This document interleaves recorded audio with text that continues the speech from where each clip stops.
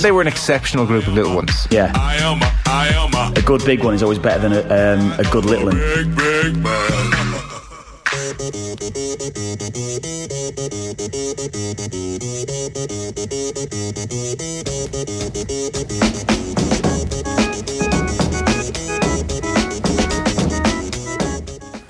Friday's OTB AM, good morning to you. Just gone 7:30 on this Friday morning. Owen Sheehan, how are you getting on? Good, how are you? Good, you're long back from your holidays, and I presume all subsequent slagging about whatever it is you get up to in your holidays is done, dusted at this stage of the week? Done, dusted. You can watch it back if you want. Park that one. Wednesday's OTB AM. It's a good watch. It only lasted Wednesday, Jesus. How's the training going? I was tuned into some of the updates during the week. You're flying it by all accounts. You're really taking to the bike, and you've become almost one with the bike. I really have. I guess you could say that it hasn't impacted on my life whatsoever. So I've broken my bike. I've failed to cycle my bike properly. I've failed to train for the last 2 weeks. I think I've picked up a chest infection. So sounds like, yeah. All in all, flying it. A very, very promising 8 days out from triathlon morning this is. Have you fixed the bike? No. Right. I presume it's pretty easy. And I know for a fact it's my fault that I broke it because I can't use gears. But who needs gears when you've got raw strength? I think there's like a major hill right at the very start of the race. Well, that will be the end of my race then. You can walk up it. Do you plan to continue to cycle? It's not even that much of an outlandish thing to say, but I could easily abandon this thing, which would be rather embarrassing. I kind of wish the hill was at the end of it, to be honest. At least it's kind of like, oh, well, I've got through all this and I can do one last push. But the kind of... Well, it's not going to beat you, like even if it's a kilometre. Well, challenge accepted, I think, is what the kind of devil on my shoulder is telling me this morning. I will actually 100% accept that challenge that I could bottle this entire thing. So cumulatively, how many hours do you think you've clocked up training-wise by the time you hit the start line with your speed, your cycling shorts on you and all that stuff? Well, the start line was now 3, I think. Right. So that's some might need to bump it up to 5 or something before next week. You don't have, do you use an inhaler? I should do. I'm asthmatic, but I don't. I have one at home if you need it. That'd be great if you could actually just bring that in. Like now. A hit every kilometre sort of thing, just to keep you tipping along. If it's absolutely packed to the gills with inhalable EPO or something like that, I would be only delighted. Geez, I'm actually a bit concerned for you now, I won't lie. I up to this point thought it was all a bit of a gag and actually you were going to pull it out of the fire, but I am actually quite concerned for you now. Why? Because it does sound like as if you may end up abandoning. Like, this is not an insignificant cycle. It's actually the piece of piss aspect of this triathlon is the run. No matter what way you flip it, it definitely is. Like it's 5 kilometres. Like imagine if you had done the same amount of preparation for the run, you wouldn't be saying I would abandon it. I'll just maybe have to walk for a while, but I'll be okay. What's the deal with the cycle?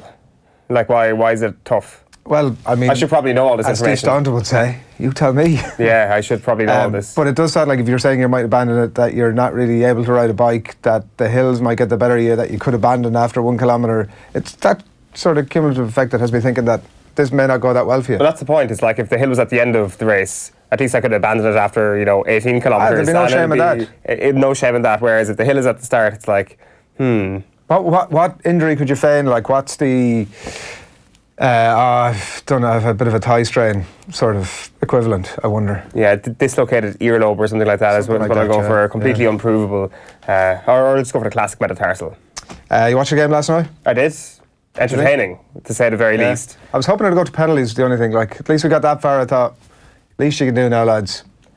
I would take the John Stones error over penalties any day of the week, because it'll be a long time before we see anything as spectacular as that again. There's a lot of bluster this morning about the madness of playing out from the back. Like, this is crazy stuff. You're always going to get caught like this when you're playing out from the back. That's bullshit. Like, the thing about it is, you might score 100 goals by playing out from the back, and just because there's one slip, that doesn't mean that your entire system, that entire philosophy of playing football is a bad one. Well, exactly. And I think the person who looks the best out of last night is probably Pep Guardiola managing to win back-to-back Premier League titles with Kyle Walker and particularly John Stones. Now, granted, I think we've seen why John Stones wasn't his starting centre-back and why Vincent Kompany became such a central part down the home stretch for Manchester City at the end of the season. But you're right, there is no reason why that is the genesis of any idea that you should stop playing it out of the back. It's kind of an odd thing to say. I'm not actually sure who's saying it, to be fair.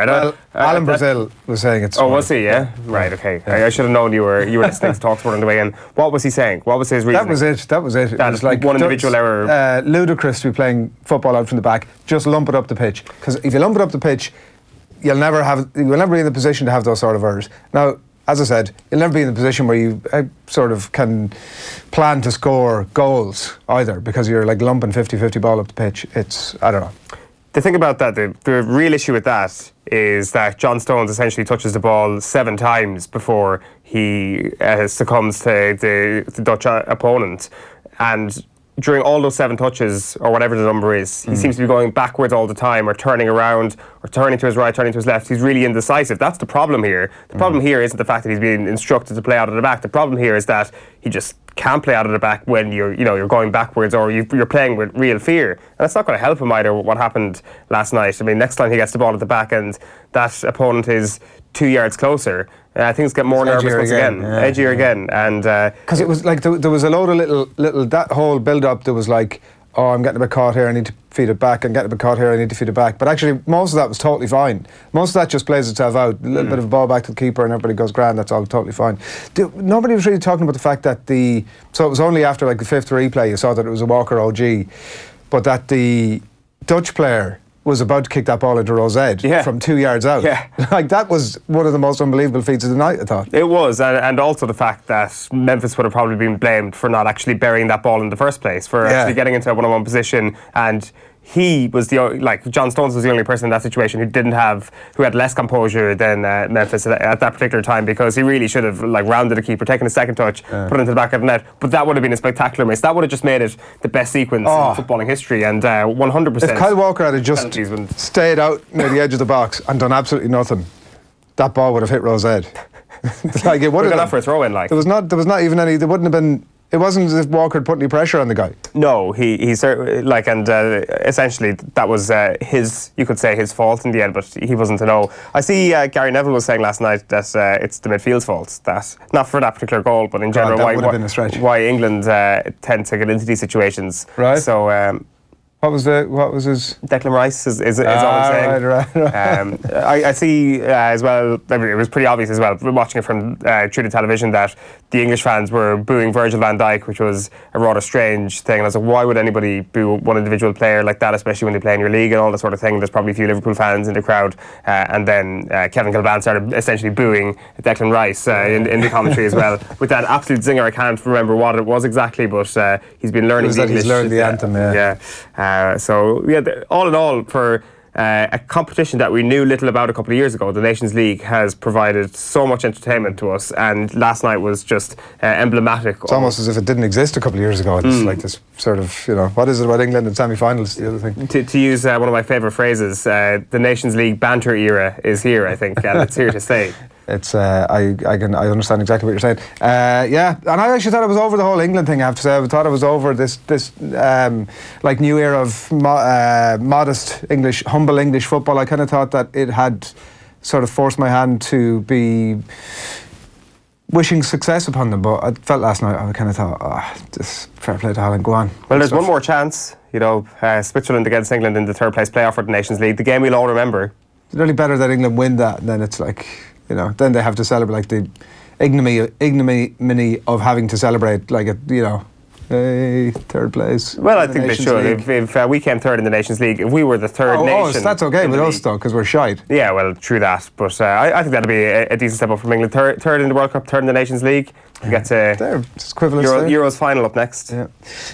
Right, plenty coming. We're going to get some expert opinion on the Ireland game, obviously, later on. That's coming up a little bit later. So we're going to tell you what's happening in the sports pages very shortly, very much dominated by that Ireland-Denmark game tonight. So Stephen Kelly is going to join us at around 8 o'clock, and he's going to give us his expert opinion on that game in Copenhagen tonight. Nathan is on tour, So depending on the consumption of red wine last night, we're hoping to get to him after Stephen Kelly to get his thoughts on the game. He's been at the press conferences and soaking up the atmosphere generally, I think is the euphemism for enjoying himself in Copenhagen. Alan Quinlan is going to join us after 8:30. Some developments from Munster Rugby this morning. It appears over the weekend that they are about to appoint a new backs and attack coach, so we'll get Quinny's take on all of that and exactly what they're getting. And Daithi Regan is a really interesting weekend of hurling as well.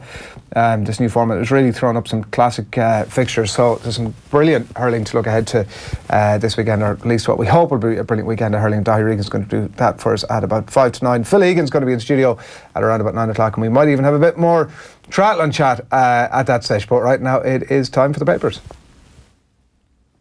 Going to kick off here with the Irish Times, and it is very much Mick McCarthy and the Republic of Ireland that dominate most of the back pages this morning. McCarthy aiming for draw against Denmark, writes Emmett Malone, who's in Copenhagen for here. For the Times, Coleman unfazed by Denmark's tactic of criticising Ireland, writes Keith Duggan. I mean, war of words, I think, is generally what this falls under.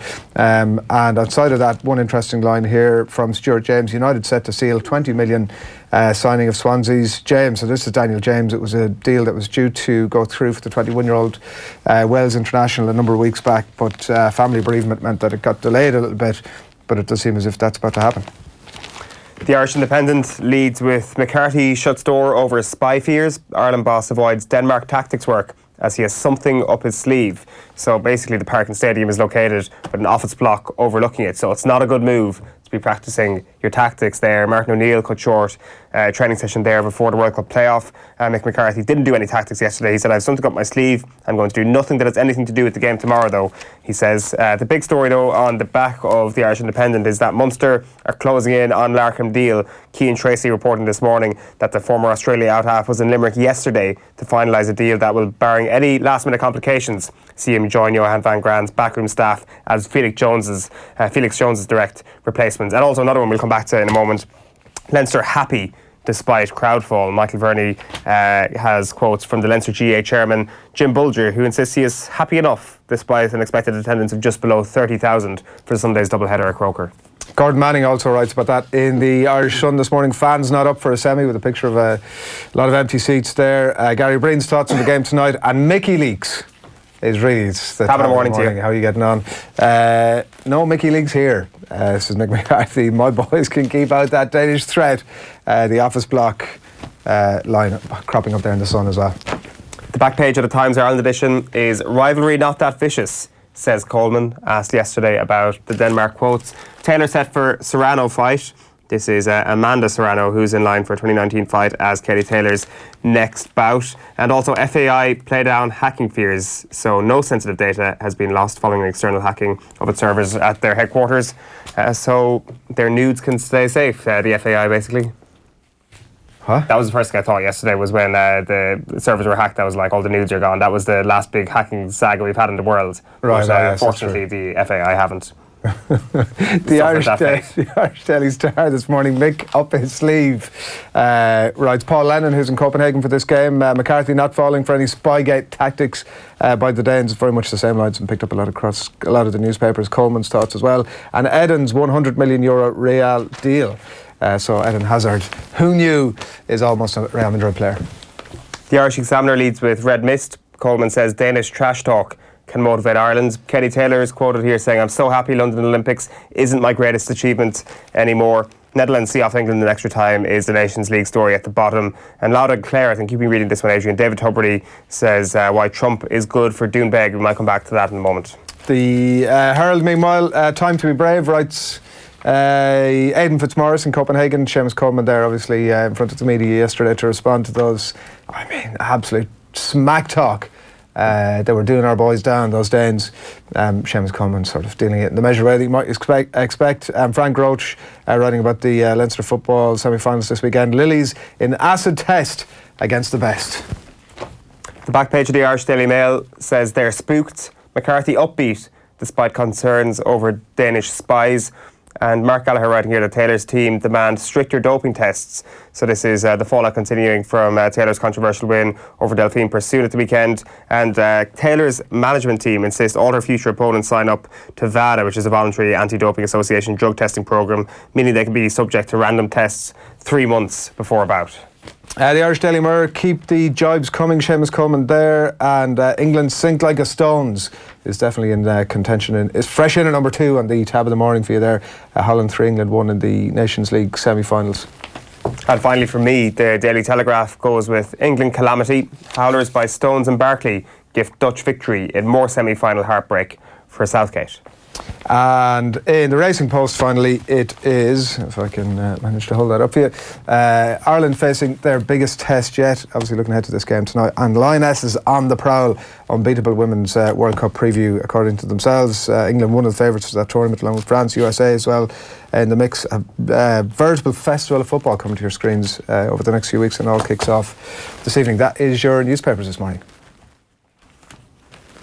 Couple of little stories inside that we're going to let you know about shortly, but before all of that, the Brown Thomas sunglasses promotion is on now until this Sunday coming in all Brown Thomas stores and also on brownthomas.com. Right now you can receive 20% off the biggest selection of sunglasses at Brown Thomas and brownthomas.com. Father's Day at Brown Thomas for everything that he really wants. This is what great gifting really looks like. You can give him the perfect pair of shades this Father's Day. And today we're giving you the chance to win a £250 pair of sunglasses. So to enter, just share with us online your first memory or best memory of going to a sports event with your dad, mum, aunt, uncle, guardian, whatever it might be. We're open to all stories and some beauties coming through as well. It's actually, to be fair, it's like sunglasses. Pretty good present. It actually is. It is. Like, it actually just totally works. It's not like, you know. It's a good idea. Might even save it for the big one for Christmas. Yeah, because that'd be a good time of the year. Right, there was a couple of stories that we wanted to get to this morning. We'll do Leinster football first. Was in the Irish Independent. It was, to be fair, it featured in a couple of the newspapers today. Michael Verney was writing about this one in the Irish Independent. I mentioned it shortly there a few moments ago. Leinster happy despite crowd fall. So this is the news that 30,000 seems like a pretty positive estimate of the crowd that's going to turn up to the Leinster football semi-finals this weekend. And, you know, Michael mentioned some of the counties obviously that are involved there, Dublin, Meath and Kildare, and the vast populations that these counties have. And it just seems like as if everybody's kind of happy that, you know, there's 16,000 tickets sold at the moment. So they are expecting obviously to be a double that in terms of a walk-up crowd or near to it anyway. But that everybody's kind of happy that this is fine. Like, this is not a catastrophe. This is, you know, Dublin have been dominating the Leinster Championship over the last number of years. People have lost a bit of interest in it. You know, what more could we kind of expect? It just all feels a little bit defeatist to me that, like, we're talking about some traditionally really significant teams in Leinster that it doesn't seem like it's clear that they're not motivated to go and watch these games. Like, there was a line in the article about the couple of the quarterfinals that have taken place in Portlaoise a couple of weeks back. Dublin, Louth, Meath and Carlow all in the quarters. A crowd of less than 15,000 for it. Like, it's I mean, this is not for me so much a question about whether we would move these away from Croke Park to another ground. It shouldn't be about that. Like, we're talking about 2 Leinster semi-finals, and it's not small low population counties that are involved, big populations, and they're just not motivated to go. There's a quote here from I get his name right, the Leinster GAA chairman, Jim Bulger, who, as I said, like, the general tone of the quotes from me is that he's pretty happy with, I mean, he's okay with this. I mean, I won't say he's happy, he's pretty okay with all of this. There's a big interest in Dublin given the year that's in it. What we're getting, anecdotally anyway, is that a lot of fans want to go to as many matches as possible because of the historic potential of the season. That is just not true. Just about to say. Like, look at the information that's just been put in front of you. They've already played. Their own fans didn't go to watch them. And 16,000 tickets have been sold for this game in an 82,500 capacity stadium. They're expecting about 30,000. The idea that Dublin fans will want to go to as many matches as possible because of the historic potential of the season is just not true. No. Yeah, it's not true, and I think that kind of chips away at the idea that the Dublin fans have some sort of superior ability to travel around the country than everybody else. Oh, should they love travelling around the country? They love going up to Omagh when it's their own. Every fan loves doing that, and they are good travelling supporters. But like, I mean, it showed that they don't have this sort of great gift of travelling around the country. But they're not even going to Croke Park. Yeah, well, that's the genesis of the point here, and ultimately, I think the GAA and the provincial councils and even to a certain extent county boards get criticised for being too business-centric or caring about the bottom line a little bit too much. Whereas these quotes strike me as somebody who really just isn't even thinking that way, isn't even thinking the fact that you're going to break even. Like, if the Leinster Football Championship was a music festival, it would have been called off 10 years ago at this point. It's imagine Oxygen Festival saying, we'll go again with the Coronas headlining this year. Oh no, nobody's bought tickets. Let's just do it again next year. Because this makes perfect sense. Yeah. That is exactly how these people are operating. So to call them people who care about the bottom line at the end is actually doing people who care about the bottom line a huge disservice. The only thing I'd say is, right, we don't, to be fair, we haven't been offered any information to counter this, but in the interest of fairness, I will say that potentially behind the scenes that Leinster GA and the powers that be are furiously working away at a plan to try and have been working away at a plan to up attendances that, you know, in a way that we saw with the National League a number of years ago, really innovative way around games that were necessary. Not, to be fair, they weren't like Dublin Kerry and Dublin Tyrone as well, but in the league at that time, particularly 5-6 years ago, it wasn't seen as a thing that people would have been that interested to go to. They started putting them on Friday nights under lights. They would bring in bands. I mean, like, it was Jedward and whatever you're having yourself, but at the same time, at least they were making an effort to bring kids in and to fill up the stadium in a way that I just don't see any evidence of it here.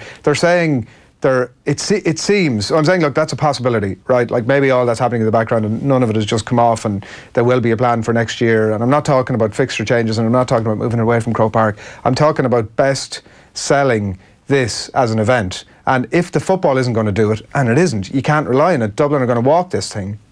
There's just no question about that. Like, what are the other things that we could be doing to fill this stadium? Yeah. I'd like to see some of that. Are you going to watch Pesky this weekend? No. The qualifiers? Yeah. No. I listened to a lot of I didn't get to the Ligt game, but I listened to a lot of it, and I was pulling my hair out. It really was. Like, they were playing against a stiff breeze in the first half, and I'm not going to sort of give a blow-by-blow account of a game that nobody has any interest in that happened 2 or 3 weeks ago, but playing against a Gale in the first half, were like 7 or 8 points down at half-time, got it back to a draw, and should have just kicked on. And they are, for me, and your rankings would have played this out, I think, at the start of the flawless power rankings would have played this out at the start. I believe that they were ahead of Laois at that stage, and their league position, I think, would have... no, they were behind Laois. No, before that Laois game, they were one. Oh, were they? They were 1 point behind. Those rankings are bullshit. Well, they got beaten by Laois, so clearly they are, as it says in the thing, but I mean, like, you were making the point during the week that... Would you have gone this Sunday if they were playing? And would you have stayed for the main event? Yeah, of Kildare against Dublin? It would depend. If they were going to play Dublin, I wouldn't have gone. There's absolutely no chance I would have gone. I've sat through too many of those games. You go to watch them play Meath, though. 6 or 7 years, definitely. Well, to be fair, that was one of the best Gaelic football games we've seen this decade. Was that very fixture 5 years ago? Meath, Westmeath. Yeah. Oh, so brilliant. To be fair, that's kind of different. But you would also hang on to watch the 4 o'clock, would you? I suppose you paid for a ticket. We're playing at 4 o'clock. Yeah. I'd stay for about 20 minutes, or half an hour, and then I'd be gone. Like, what's the point? Who wants to sit through that? To be honest with you, I agree, by the way, but I actually have a strange fascination with those sort of games where if I was in your position, I would 100% watch the full 80 minutes, including extra time, whatever it is, of Dublin playing Kildare, even if they were trouncing them. Because I think it was Evan Fitzmaurice making the point a couple of weeks ago in the Irish Examiner that you actually learn a lot more about a team when they're in those sort of circumstances, because they can do exactly what they want to do to their opposition because they're so far superior. So what you're seeing, especially in the early throws of the game, is how do Dublin want to play? Well, this is a very good way of pinpointing that. If they're playing it's like a training exercise. If they're playing Mayo, it might be a version of Dublin that they don't want to be because they're adjusting themselves to that opposition. So I think that was a valid point, and for that reason I would probably sit and watch all of Dublin, but I think there's truth in your point of view. Eamon was on with us last week. The thought is just flashing into my mind, and when you were off enjoying yourself in the mainland, he was on with us last week, and Donny had been on during the week and said Kerry were going to beat Clare by 4 points, and I was kind of saying to him, listen, can you give us some sort of a real take on this? And he was like, look, I don't know, maybe 6 points. I think it was 6 points. Wow, that's like, and like Kerry people get destroyed for being cute hooers all the time, which is not true. And you're going to hear a lot of it over the next couple of weeks as well, when this Cork team is rightfully pumped up to their max. A Cork team who, according to reports, have beaten a very high-profile team in a challenge match, a high-profile team that may have won 4 in a row in an inter-county titles over the last couple of years. Don't want to narrow down the options too much, but this Cork team is flying. So I just want to get that out there immediately. I did say to Eamon afterwards, Kerry 6 points to me is about 9 or 10 points. But to be fair, he was 100% spot on. Yeah, but we got sidetracked there. We got totally sidetracked. What else were we going to look at? You had a couple of... I think you had the Tuberty quotes from Doonbeg. So this is just... I don't know if people have seen the... what is it, the Examiner? People had seen the video online. Aidan Finnegan of News Talk was in Doonbeg during the week for the very blindingly obvious event, and the brothers, the two sons, went down to some of the pubs around Doonbeg, as it seems they do from time to time. Like when they walked in, they were like, "Hey, my people, we're among our people," and the people were bloody delighted to see them as well. It turns out they buy them a lot of free drink too, which is, I mean, always a kind of good way to do it. But so there was a video from this pub, and the two brothers were behind the bar, the Trump brothers behind the bar, and what seemed like the owner of the bar was sort of giving it the whole, listen, delighted to have you here, you're great for Doonbeg, we're right behind the Trump family, come on, let's go.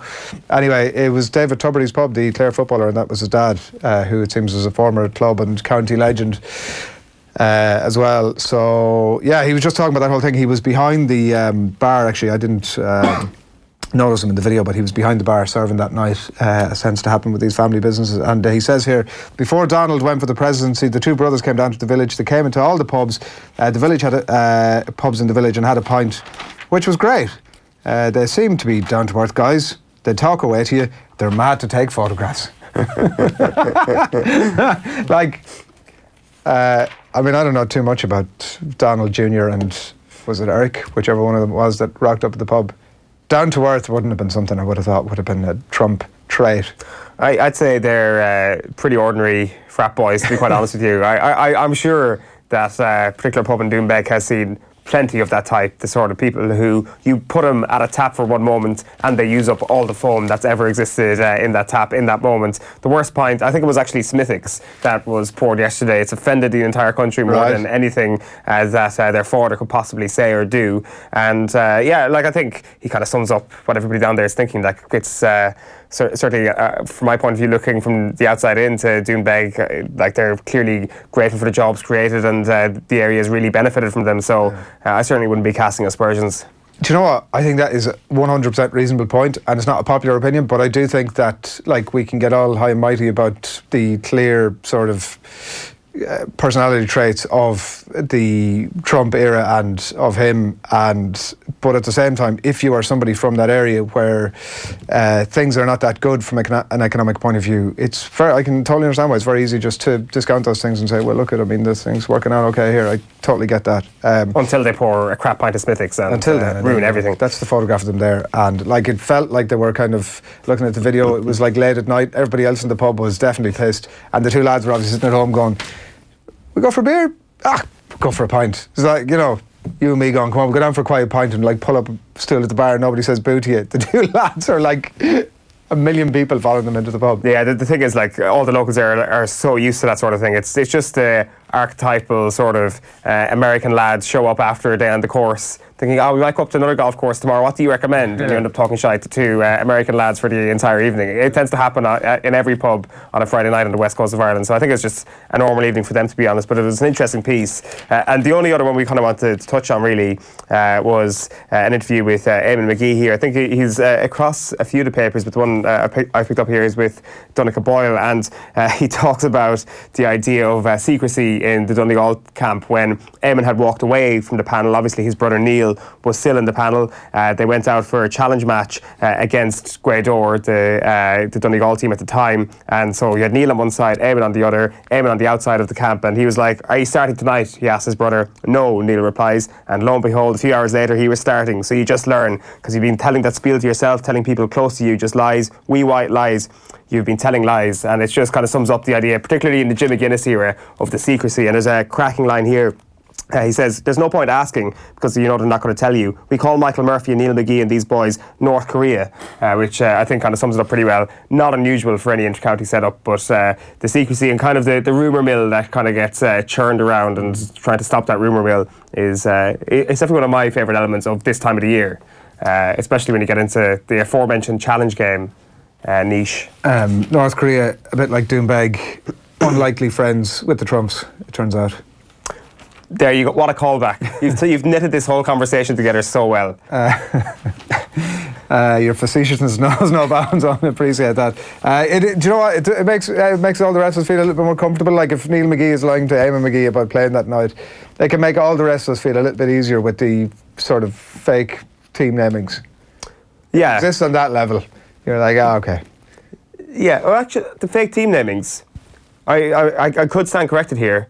But in the last round, Dublin named their team 1-15, and they started 1-15, which is a hopeful new platform for 2019. Yeah.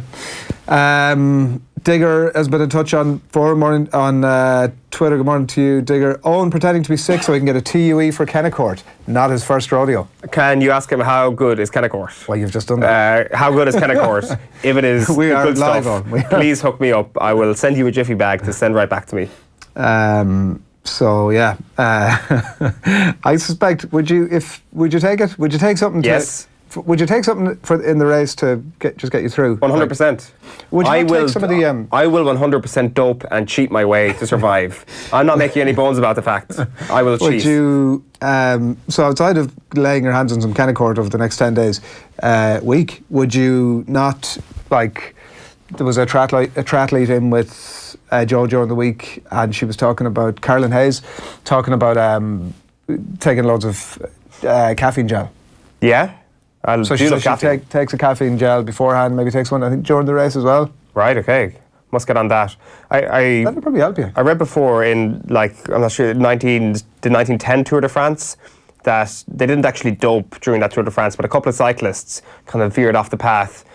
With their bikes, they hopped on a train and took the train to cut through the course and get off. So if there's any trains around the Doonbeg, or not Doonbeg, the Dunmore East area. You may end up in Doonbeg. I could end up in Doonbeg, in the Dunmore East area. Please do let me know. Or if anybody's driving by and has a car that might be able to, drop off a caffeine gel, let's just say, and I happen to disappear into the car for 10 minutes and drive up the road, then let's do that.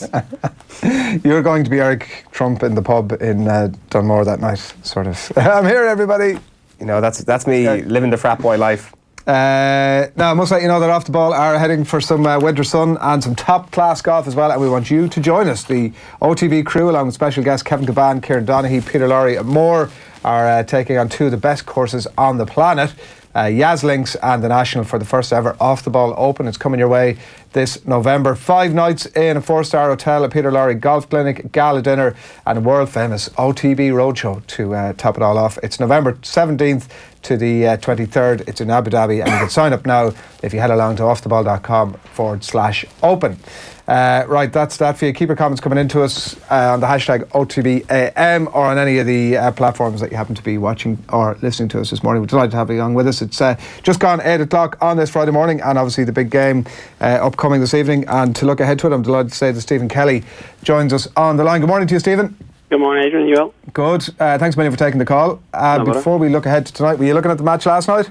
Yeah, watched it. Yeah, it was an interesting game. Well, interesting. Poor from England's point of view when it comes to defensive frailties. Just, I suppose it shows that for all the attacking prowess and forward play that they have, that at the back they're still a little bit suspect, and that's a big area that they need to improve on. It doesn't necessarily change things greatly from a sort of philosophy point of view, does it? They don't suddenly go, well, listen, we need to stop playing this out from the back, we need to lump it up.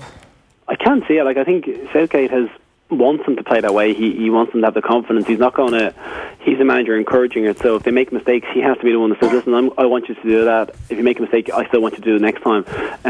It's difficult for the players, but the likes of Stones and Barkley, I can't see them changing their philosophy with the way they want to play. They're always going to want to pass it out from the back. It's just sloppiness, concentration levels. I suppose both those players have played a bit this season, but wouldn't have been consistent performers all year for their clubs as well. So that could have played a part. And I think they just need to cut those silly mistakes out. They're both capable of doing it. It's just I suppose, mental frailties that they both possibly seem to have that cause them to have a lapse every now and again. Stephen, how would you look back on the Nations League as a whole? It's obviously going to conclude this weekend. Has it been a huge boost for international football?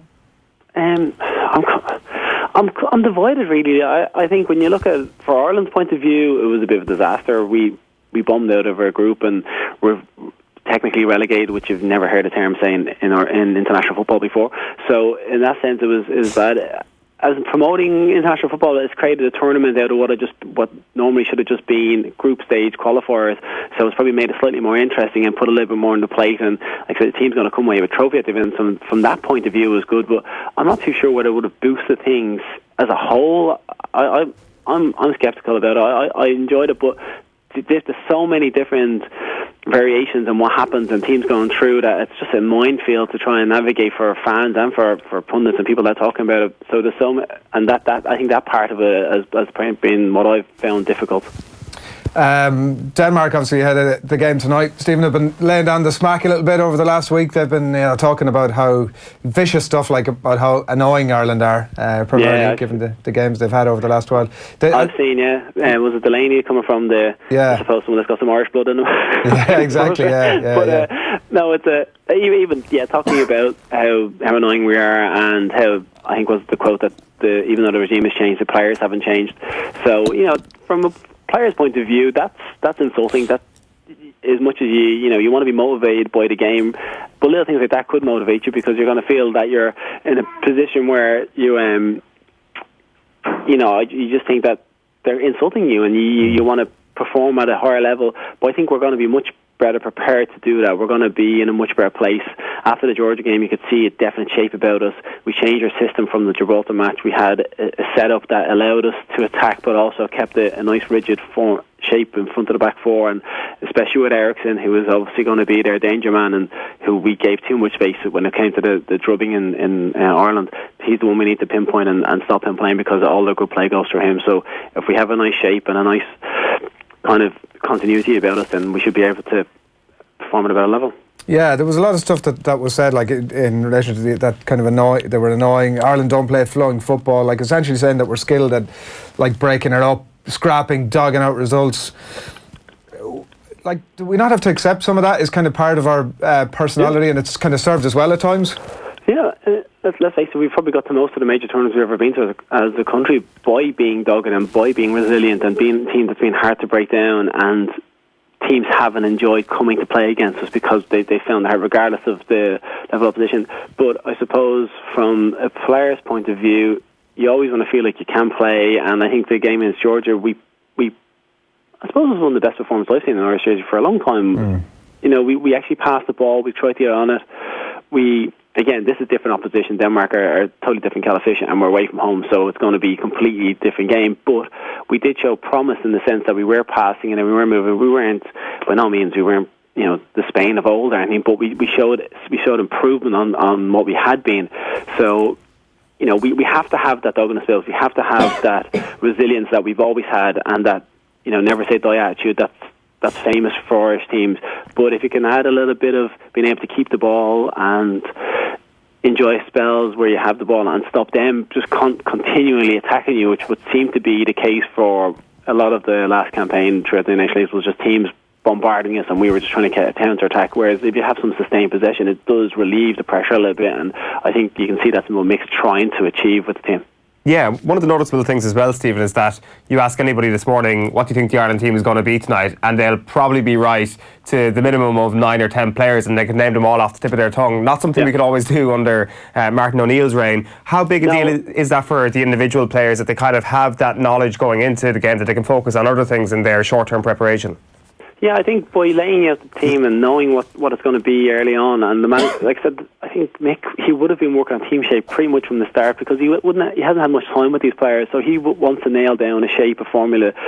Everybody knows their role, so the players knowing that they're going to be playing definitely gives you an edge and a little bit of peace of mind, because that's not something you have to worry about. You're going to be told you're playing 60 minutes, an hour before kickoff, or 90 minutes before kickoff. Going into the match, you've worked on your team shape, so you just feel a bit more comfortable. It's difficult for the players that aren't playing. That's going to be hard, because if you're coming into this 23-man squad and that the team has kind of picked itself already, the chances they're playing are difficult. So that's hard. So to keep those players motivated is going to be an issue for Mick. But you want to just see players that want to play for a country and want to be there. Yeah, Shane Duffy was talking during the week just about the idea that the focus of this Irish team, like it seemed like a very pointed comment about the previous regime, to be honest, and he just talked about how they're really focusing on what Ireland can do, they're not focusing on what Ireland can't do, and they're not focusing so much on the opposition. I did wonder about, because you mentioned the Georgia game and obviously the way that game went and the type of football Ireland were playing. I think everybody was really enthused by it. Like, I know the opposition are different and that might dictate something slightly different, but will it be that same kind of approach, do you think? Or what are we in for a new, I mean, I don't want to get too carried away by saying a new era of Irish football, but are we in for a new style of Irish football under Mick McCarthy, do you think, against tougher opposition away from home as well? Yeah, you can see that he's not just putting them on the pitch and saying, listen, keep the ball, play games, try and play better than what you have done. He's given them instructions on how to do that. He's given them a shape on how to do that. He's setting them up in a way that we can have sustained possession. Obviously, it's going to be down to the players having the confidence to get on the ball, and then the manager giving them that confidence. But if the Georgia game is anything to go on, he definitely was encouraging us to have sustained possession and look for the ball and play out through midfield and bring your players into the game. It wasn't so haphazard. It was definitely a system about it, and it was thought about and it was worked on. And you would hope that the more time he has to spend with them, that's going to improve. Obviously, the better opposition we play against, that's going to be dictated that they're going to have more possession. But when we do get it, being able to keep the ball and not just having countless attacks and defending and throwing your bodies on the line, which is very physically demanding but mentally very demanding, and it's hard to be able to sustain that for a whole game. So if there's that point in the match where we can keep it, which it looks like that's the way we're going down, that will definitely help us as a team. And like I said, you add that into the passion and the never say die attitude and the work rate that Ireland have always had, then that should make for a really nice combination. When you come up against a team, Stephen, that has so obviously one player that's better than the rest, how is the mentality in the squad before that? How much of a focus is there on that one individual? Well, let's face it, most teams in the world are chasing Christian Eriksen at the moment because he's kind of made it clear that he sees his future possibly elsewhere from Tottenham. So when you have a player that's sought after, that's that influential, and that Denmark really depend on, you are going to focus on, but then you have to make sure that you don't let someone else slip through the radar, because you don't want to put all your attentions on him, and then someone else who's got some quality or ability is going to step up and produce for them. So it's difficult not to stay just mainly on him, but you have to make sure that you're looking at the bigger picture as well. But undoubtedly, Mick's going to have somebody that will not mark him, but that was always going to be looking for where he is over the shoulder, make sure he's not getting into those pockets that he finds really well and causes a lot of danger. Another thing that you can't change is his delivery from set plays. You can't stop that. You can't stop. It's just, so I'm sure Mick will be working on us defending set plays, which we should be good at, and it's something that Irish teams and throughout the past have always been decent at. But defending set plays is going to be important because his quality into the box and his level of delivery is so high that that's something that you can't stop. We can try and stop giving free kicks away in dangerous areas, but inevitably that's going to happen. So when he's on the ball, it's about making sure we're prepared and that we're in a position and everybody's marked up and that people are attacking the ball and we're not letting them get runs on us. So that's something that we have to work on as well. Stephen, do you not have to make room for his name is totally skipping my mind, Matt Doherty in this team? It seems like he's not going to start tonight. Yeah, it is a conundrum, and it's something that I suppose when you look at how Ireland is and the group of players we have, you would say that a player that is arguably being our best Premiership player this season, how can he not start? That's the argument. How can he not start in this team? Which is a hugely fair point. But the position he plays for his team is right wing back. We don't play that system. So will he be as effective as a right back or a right winger for us as he is for his team? Are more effective than the players that we currently have in that position? I would say he's not going to play ahead of Seamus Coleman at right back. I think Seamus Coleman is still the better of the two right backs in the team, and he's come on the end of the season. Everything kicked on, and he's performed well. So that's his berth. He's the captain of the team. He's always going to play. Is there a position for him in front of him right wing? Against Gibraltar, didn't really work that well, but the conditions were so bad, so it's hard to judge him in that game. But Mick did, and he didn't play him for the next one. So you would think it's going to be very difficult for him to get in the team, and I think if he wants to play, his focus has to be, it's almost a straight-up battle with Seamus, which is going to be very difficult because Seamus is a very tenacious lad. He's not going to want to give that place up easily, and he's earned that spot. Anywhere else you can play on the team, I'm not sure. Are you going to change the system of the team to suit one player? Like I've discussed it before, saying if it was Cristiano Ronaldo centre forward that's going to score you a hat-trick like he did last week, or someone that's going to score 30 goals, you change the system and you build a team around them. Are you going to change the system for a right wing-back who's had a very good season in the Premiership? I don't think you're going to do that. You're going to have to play to the strength of the team, not the strength of that one player, and that's extremely difficult for Matt Doherty to take because he has done so well. He's kicked on. He's created a lot of interest in himself. So it's extremely frustrating from an Irish point of view that we can't get him in the team, but where do you fit him in a team that has the players that Mick wants to play in that position? Yeah, for sure. Like, the point has always been that he likes to play a little bit deeper, coming onto the ball, and ultimately Robbie Brady's better in a more advanced position on the right flank, for example, or Callum O'Dowd, whoever's going to start there tonight. But Dan McDonald was in studio the other morning, and he actually made the point that perhaps Denmark away is the perfect opportunity for him to start, because we'll probably be up against it. He probably will be coming from deeper positions, even if he's playing as a right midfielder, so to speak. Yeah, well, I think if you're going away to Denmark and away to Switzerland, these games where you're going to have to be defensively switched on and making sure you're tracking players, having two technically fullbacks on one side will only benefit you and help you in a defensive shape.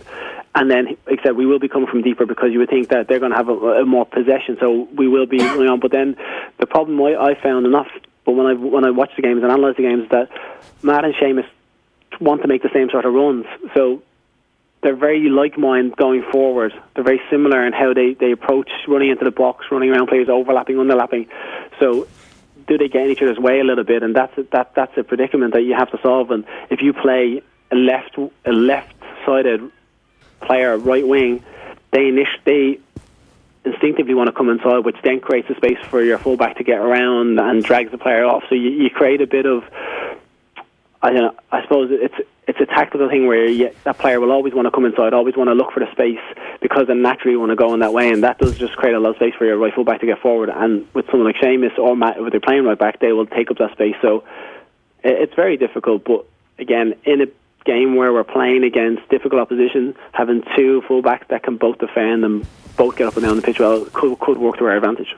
Just finally, Stephen, is it a 5-1 or a 0-0? I'd be edging more towards a 0-0. I think we're definitely better positioned to what we have been before. We seem to be in a better place. The players, mentally, physically, there seems to be a better vibe around the place. We seem to be going into this with a bit more confidence, a bit more knowledge of what we're doing. Everybody will understand the role. I would like to think that we're going to be looking to keep this as close as possible, and possibly nick it, because Denmark could become complacent against it, but you would think that they would know that there's been a change in the garden, that they would have watched the Gibraltar and the Georgia match and seen that we've definitely improved in that sense. So I think it's going to be close. We could nick it. It's not going to be a drubbing like it was before. Yeah, all right. Stephen, thanks a million.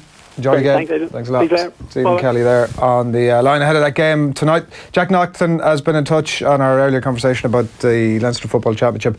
He says on the Facebook page, and good morning to you, Jack, I go to all the games near and far, lads. To me, every game is historic, regardless if it's a Leinster game. That's from Jack Naughton, and then a comment just after that saying, disagree with that. From Jack Naughton. No,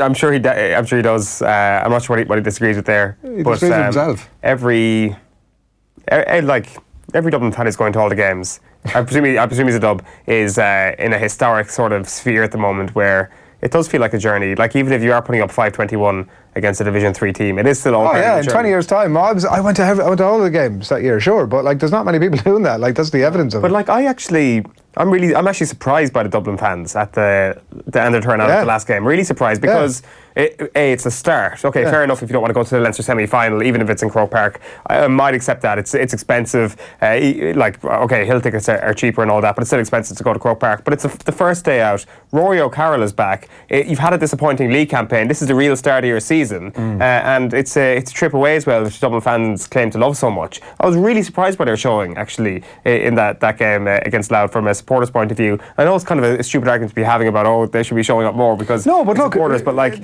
Think about it this way. Like, I know obviously we can't time travel, but like the opportunity to go and see some of that Kerry 4 in a row, see some of that season of Kerry 4 in a row. Like, it would have been special, yeah. Unbelievable.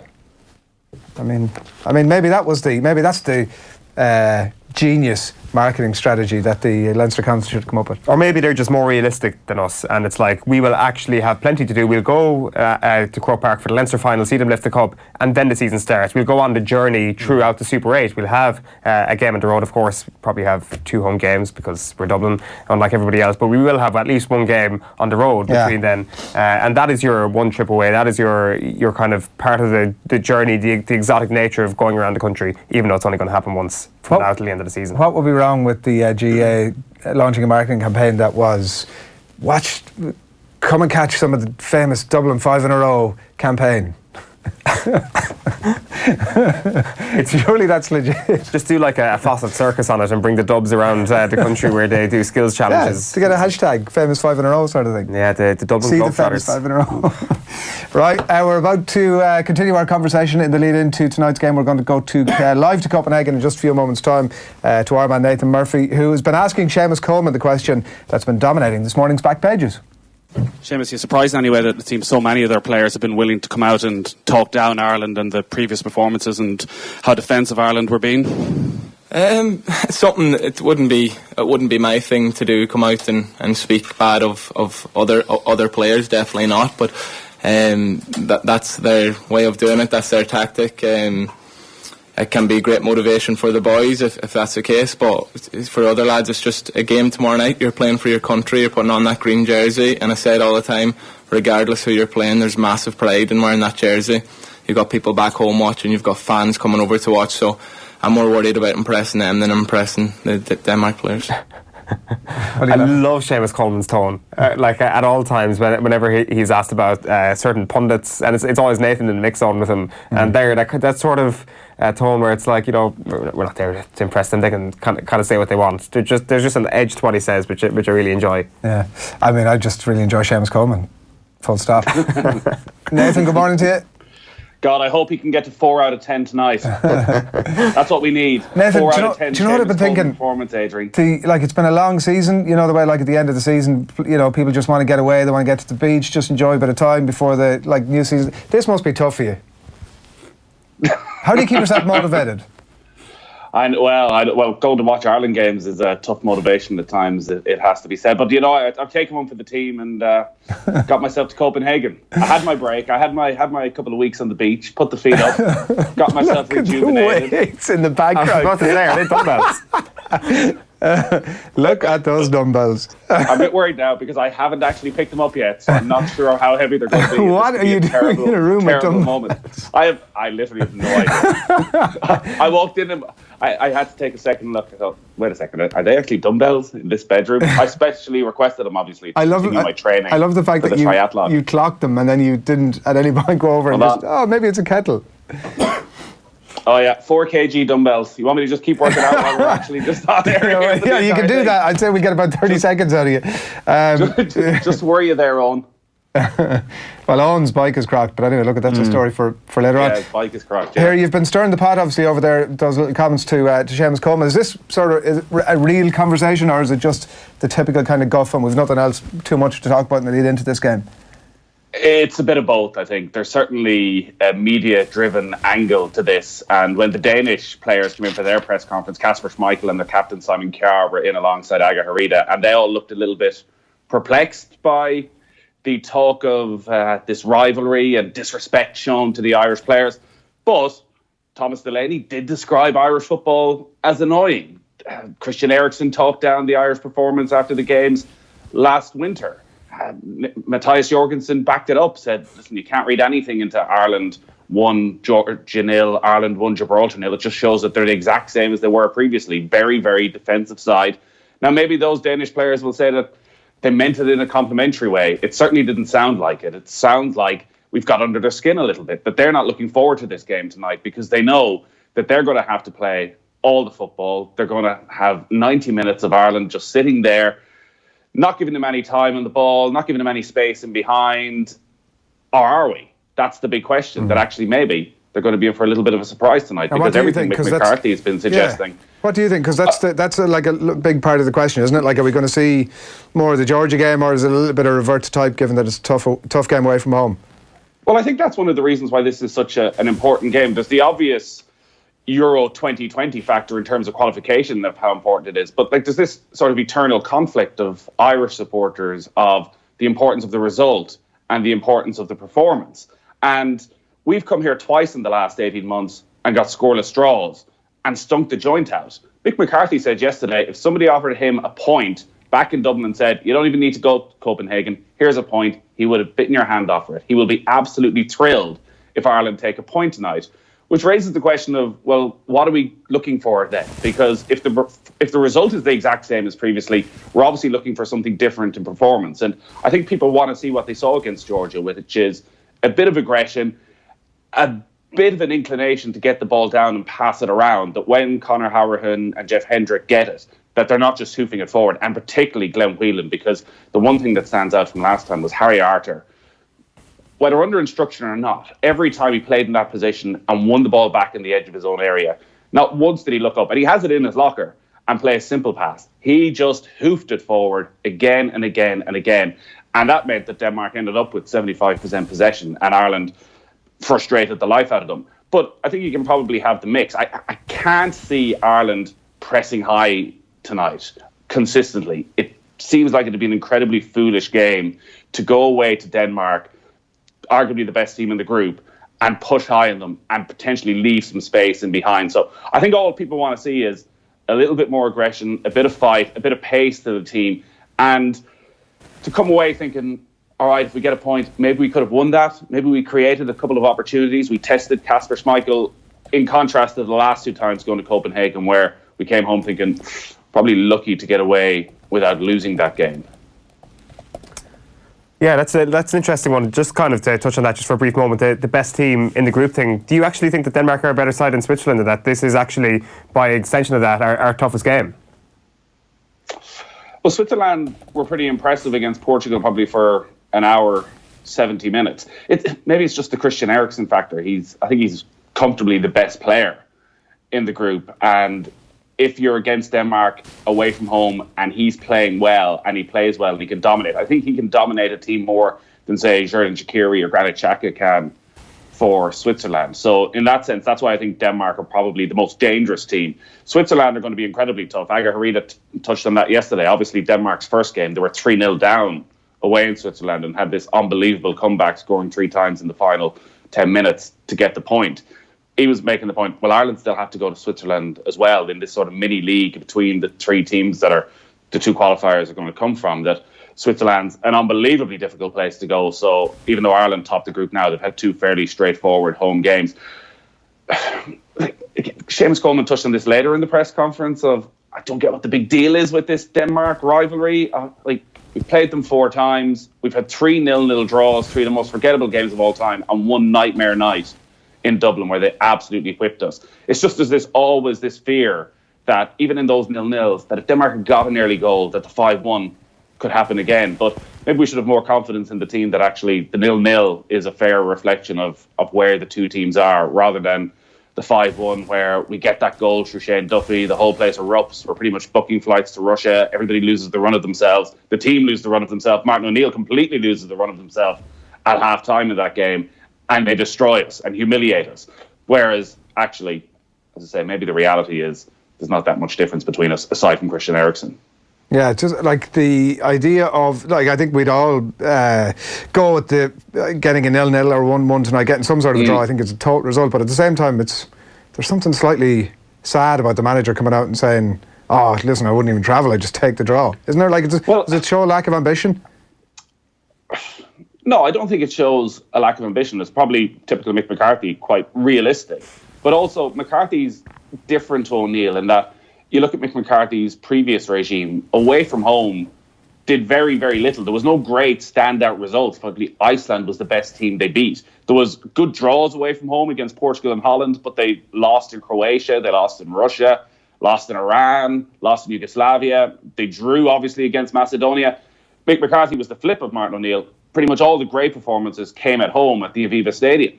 So I would say he's looking at that again, that if we can go away from home, we can take a point at Denmark, we can take a point at Switzerland, hope that maybe Georgia do a job, but put the trust in his players that actually at the Aviva Stadium with a bit of momentum built, that they can replicate that Georgia performance time and time again. So it's typical Mick McCarthy realism that, listen, a point away from home against Denmark in terms of this whole group is a very good point. I just think it's the one downside of the Nations League, actually, is that it feels as though maybe this game has been diluted in importance, because we know that even if we finish third in this group, we still have the fallback of the Nations League playoffs next March. So it maybe doesn't have this do or die sense that actually you can build some momentum. You can come third in the group. There could be a good third place finish in this group, that actually you're going into the Nations League playoffs next March feeling reasonably confident still of qualification, rather than like tonight. Generally, you would look at this and go, well, if we lose, we're in serious, serious trouble in not qualifying for the Euros. Yeah. Like from McCarthy's point of view as well, it does feel like just on that point about the approach and about the draw, it does feel as if it's like it is one of those kind of tenure defining moments, particularly for a guy who's only got a couple of years shot at this thing. It might be a game that people point to and go, like, Jesus, the 1-0 that we ground out in Denmark, this game tonight can end up defining Mick McCarthy's return. Absolutely. This does feel as though it's the most important game of his time in charge, because it's such a short time in charge, and the games are going to come quick and fast after this break. So you presume we're going to beat Gibraltar. But we will now have a direct comparison with Martin O'Neill. We've played this team 4 times already. We were in Denmark just 6 months ago for that terrible last performance of the Martin O'Neill era. This time tomorrow, we could be reflecting on something similar. If it is that 0-0, as you say, if they turn up and it's the exact same again, there's little or no ambition to get on the ball, we scrape a draw, are we suddenly having a deep conversation about Irish football and the players and the lack of players coming through, and where's Matt Doherty? Yeah. Why is Glenn Whelan back in the team again? That actually, Mick McCarthy, even though he probably wouldn't admit it, is probably in something of a honeymoon period still. But if the performance tonight is lacking, considering they've had 2 weeks, they've had all the time in the world to focus on one game, and everything we've heard from former players is Mick McCarthy is very good at drilling things into players. As Owen said earlier, I think the players know the team already. Certainly 10 of them will be 10 who started against Georgia from last time out. The only decision is that one on the wing, whether it's Callum O'Dowda or Robbie Brady. So there's no real excuses here. And if it doesn't happen tonight, what is the next couple of months going to be like for Mick McCarthy? Has there been any real change? Look what Stephen Kenny's doing with the under-21s. Look at the style of football he's been able to implement already with just a couple of weeks for him. They're getting the ball down, they're passing it around, they're doing exactly what he said he would do, they're showing their technical ability. And that's Irish football. That's where I guess the result and the performance will dictate what happens over the next couple of months, and whether we're sort of looking forward to the end of the McCarthy era, or whether if things go well, he can start putting it out there of, maybe I'm not that happy to go on Euro 2020. What happened to the other guy who signed that contract? Are you starting Robbie Brady tonight, Nathan? If it was up to me, I would be starting Matt Doherty on that right-hand side. I just cannot see the sense in this at all, particularly when you look at the 2 players we're talking about starting ahead of him. Robbie Brady has started 1 game for Burnley since December. Started 1 game since the last international break. Played little or no football. Robbie Brady at full fitness, 100%. You have him in your Ireland team every day of the week. And Callum O'Dowda hasn't played any club football since the game against Georgia. So we're talking about 2 players who are rusty. We're talking about 2 players who aren't at the peak of their powers being selected against our best player right now. Matt Doherty was the outstanding Irish player in the Premier League last season, and I totally understand the conversation you were having with Stephen Kelly, and he's better coming from deep, but also the way Wolves play, he often picks up the ball further forward.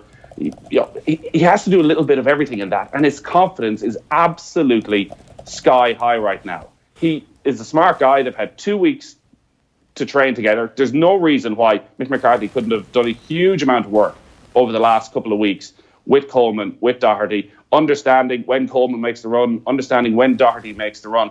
I just can't figure out why you don't get your best player on the pitch in a position that's not totally alien to him. It's not as if you're playing him in the centre of midfield, which I've heard other people suggest he could maybe do a job in there as well. He's not that far off what he's doing for Wolves. The only difference between playing for Ireland and playing for Wolves is that he doesn't have João Moutinho and Ruben Neves in the middle of midfield. And granted, I do think, and maybe I'm contradicting myself, that when Matt Doherty does play for Ireland, he's on a bit of a hiding to nothing in that he's never going to be able to replicate exactly what he does for Wolves, because they're one of the best teams to watch in the Premier League. They're so well drilled. They play the same balls, diagonal balls from the back three to Doherty on the right touchline time and time again. But also, Neves and Moutinho dominate possession almost as good as any central midfield, probably aside from Manchester City in the Premier League. Ireland obviously don't have that type of player. But in saying all that, Matt Doherty, what he's shown this season, can do more than just play as a right wing back. Surely, with 2 weeks at a training camp, you can do enough with Coleman, who's also a very smart player, that they understand their role exactly. And I didn't think it was that bad in the first half against Gibraltar. But here, is there no chance, like, are we all sort of barking up the wrong tree here? Is there any chance that, because it seems like the conversation, it's Brady or O'Dowd, wherever that's coming from, I don't know, that 10 of the 11 are going to start from the last game. So is there any chance that he pulls a Matt Doherty-shaped rabbit out of the hat here? There is, and well done Mick McCarthy and Matt Doherty if you've done that, because Matt Doherty sat in front of the media earlier this week and said, yeah, I'm training as a right back. That's where I've been in training. That no suggestion at all that they've been plotting and planning anything and pulling a rabbit from the hat. And Mick McCarthy has suggested that as well. Matt Doherty's thoughts were that he just has to bide his time, and when the Seamus Coleman era comes to an end, that's when he'll get his chance. Or if there's an injury, that's when he'll get his chance. But you're right. Listen, maybe we're all going to be made look like complete fools, and he pulls a Martin O'Neill, and we look at the team and go, hey, what's going on here? But all the suggestions have been that Matt Doherty won't be starting. And I heard Dan touching it, I think, on Wednesday morning as well. The other strange thing with all that is, like, Matt Doherty is more than likely going to come off the bench and play in that position for the last half an hour. Without going all John Giles on it, if it's the right thing to do at the end of the match, why isn't it the right thing to do at the start of the match? Good point. Yeah. So I was reading some of the papers this morning. There's like a Philip Quinn travel diary. Sort of, they've been out and about on the bikes, himself and Paul Lennon, getting to see some of the sides of the city and sort of soaking up some of the atmosphere, like I think you should do on these trips on. That you'd be sort of what's happening in the world of Nathan Murphy. Have you been? What culture have you been dipping your toe in? Was it Kazakhstan or was it Mines where you soaked up the atmosphere, Adrian? Kazakhstan. I just remember an away trip where was there a cocktail bar and there was Adrian Barry behind the bar, that sort of sampling the atmosphere. Yeah, where was that? Where was that indeed? That was Poland. Since I have my kettlebells, obviously I'm fully focused there. Came home early last night. I've become a triathlon bore. I was talking to Gavin McAllister from the Sponsors 3, and he's a triathlon bore as well. He said, it's a nice little, from where you are, there's a nice little 3.5 kilometre run down to the Little Mermaid statue. You should go do that in the morning. And I said, you know what? I will. And I look there, it's 4K. I presume I have to cross lots of roads, so that'll mean nice little stops along the way. So that's my entire aim for the morning, is to somehow get to that Little Mermaid statue. Good man. Well, enjoy it, and good luck with the kettlebells there, and good luck with the game tonight. One word prediction there? What's happening tonight? 1-1. Right, very good. That'll do it. Good man. Good luck. Enjoy. All right, take it easy, lads. Nathan Murphy live in the line there from Copenhagen. Seems to be generally behaving himself, which is unique and beautiful. Is it? Why is? Go on, tell us all here. You and Nathan having your secret banter there. I can only say this because I'm in a similar stage in life, but like sort of middle-aged man with family at home gets the opportunity to go away for a few nights without having that responsibility. What happens? What tends to happen? You let the hair down. How do you tend to let your hair down on a professional trip like that? Early morning jogs, sightseeing. What's he talking about with that cocktail bar? Oh, that was, I think it might have been Poland, the Euros. Can't quite recall. Fittingly. Because it's 7 years ago, or because you couldn't recall the next morning? Probably both. Well, so you were a bartender for a night, you served up a few cocktails. Could and probably is any and all of the above. We need to get stuck into the story a little bit deeper, I think. Right, the Brian Thomas Sunglasses promotion is on now until this coming Sunday in all Brian Thomas stores and as well on BrianThomas.com. It's your chance to receive 20% off the biggest selection of sunglasses at Brian Thomas and online as well at BrianThomas.com. So Father's Day at Brian Thomas for everything that he really wants. This is what great gifting really looks like. Give him the perfect pair of shades this Father's Day. And today we're giving you the chance to win a €250 pair of sunglasses for yourself. So to enter, just share with us online your first or best memory of going to a sports event with your dad, mum, aunt, uncle or guardian. So get in touch with us and let us know, and you will be in the hat for that. So Alan Quinlan up next. A couple of interesting things to get his thoughts on, but before that, here's a clip from this week's Off the Brawl. Andy Lee explaining why part of him will be happy to see Katie Taylor hang up her gloves. Some part of me feels like I'd love to see Katie Taylor just retire now and sail off into the sunset as unified champion, and in 3 months no one's going to remember this was a disputed decision. And it's not, I actually feel even in the last couple of days it's gone from that contention to people have finally sort of parked it and realised it was a really close fight. Katie won. Watch the fight back, not like at 2 in the morning if you've been out watching the Champions League final, and you have to actually try and detach yourself from all the emotion. And when I saw you tweeting that you'd watched it, I knew you would have watched it with the sound down, and just you have an idea what you're looking for, and you can award round by round. It's round by round, exactly. It's not who finishes the fight stronger. If it's a street fight and there's no rounds, then you think, oh well, he's won it because he's won. Like, you know what I mean? He's outlasted you. Or who's got the most damage in their face? Yeah. Like, that's. And I don't not to be the hurling snob about it and start saying people don't know what they're looking at, but like there's an elemental thing about boxing where people think everyone has had like a little scrap or whatever and can probably think they know what they're looking at, but it's like when you have a black eye after sparring and people are like, oh, you've really got it today. Someone's really put who did that to you, you know what I mean? 20 to 9 on this Friday morning. You can check out that full conversation reaction to Katie's fight up on offtheball.com. Alan Quinlan, good morning to you. Morning. How's it going? Good, thanks, yeah. The newspapers, you're just making the valid point, the newspapers stocked full of rugby this morning. So listen, that's this morning's conversation. Thanks a million for coming in. I'm off. We've just been chatting to Nathan there, who's been behaving himself in Copenhagen ahead of the game tonight. We've had somebody in touch here saying, just on the back of his comment about, or our comments about whether Ireland should be thrilled with a draw in Copenhagen, we've had the hospital pass in touch on Twitter to say that since when did Irish journalists start behaving like English hacks? A draw in Denmark would be a good result. Anything to the contrary is nonsense. Let's not forget Wales are the only significant team that we've beaten away since we beat Scotland in 1987. Estonia play off 2011 not including. I mean, I was pretty happy after we won in Vienna. Clearly, like a victory tonight would be fantastic, but like a draw will do absolutely just fine. Right? Yeah, like, 100%. It'll be a good result. I think it'll still it's the type of draw. We can't be fussy here, but if they get if they get a draw with the negative approach again, we've a lot of the Danish players and the manager has been they've been pretty disparaging and disrespectful. I think disrespectful. But I suppose when you talk about the opposition in any sport and you mention maybe a negative style of play, and the problem for Ireland is, can they go out and cut them apart and do something different? Probably not.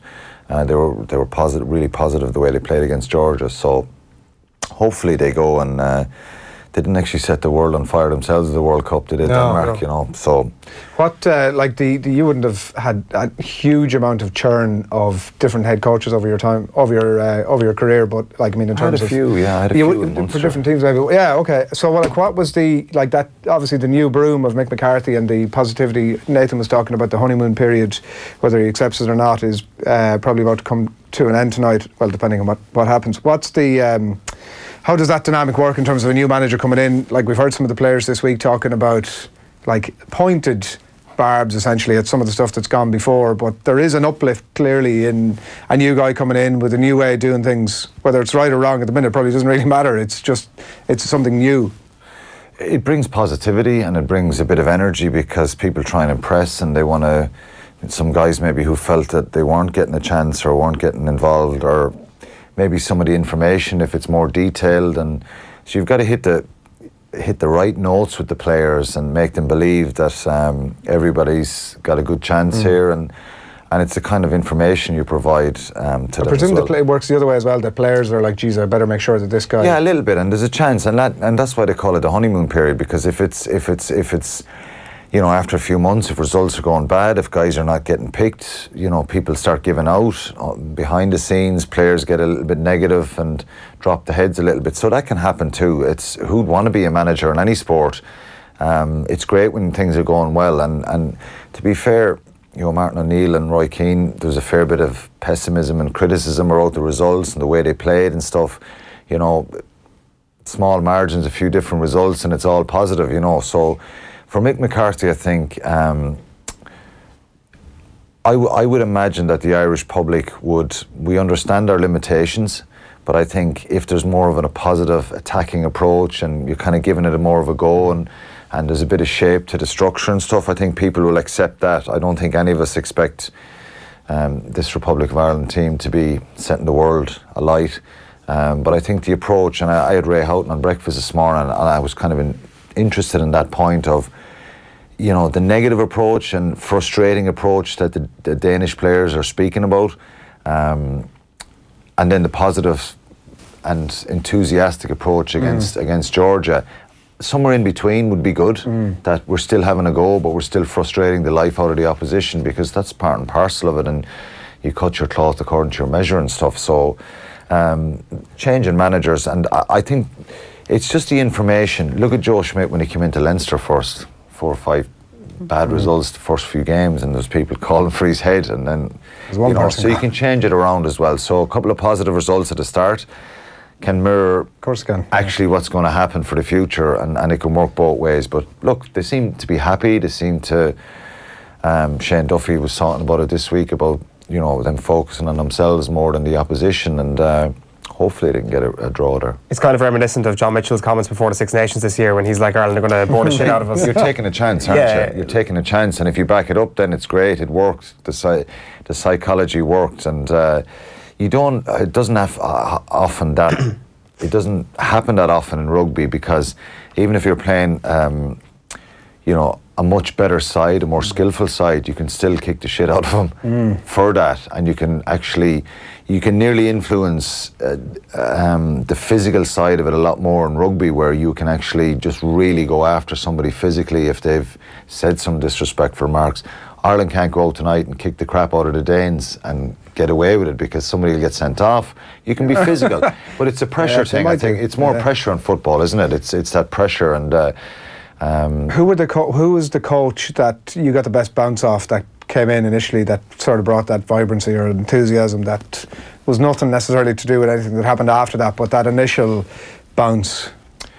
I think probably Declan Kidney was there first in Munster, and so he was there for a good number of years, then left. Then Alan Gaffney came in with a lot of new ideas and more attacking.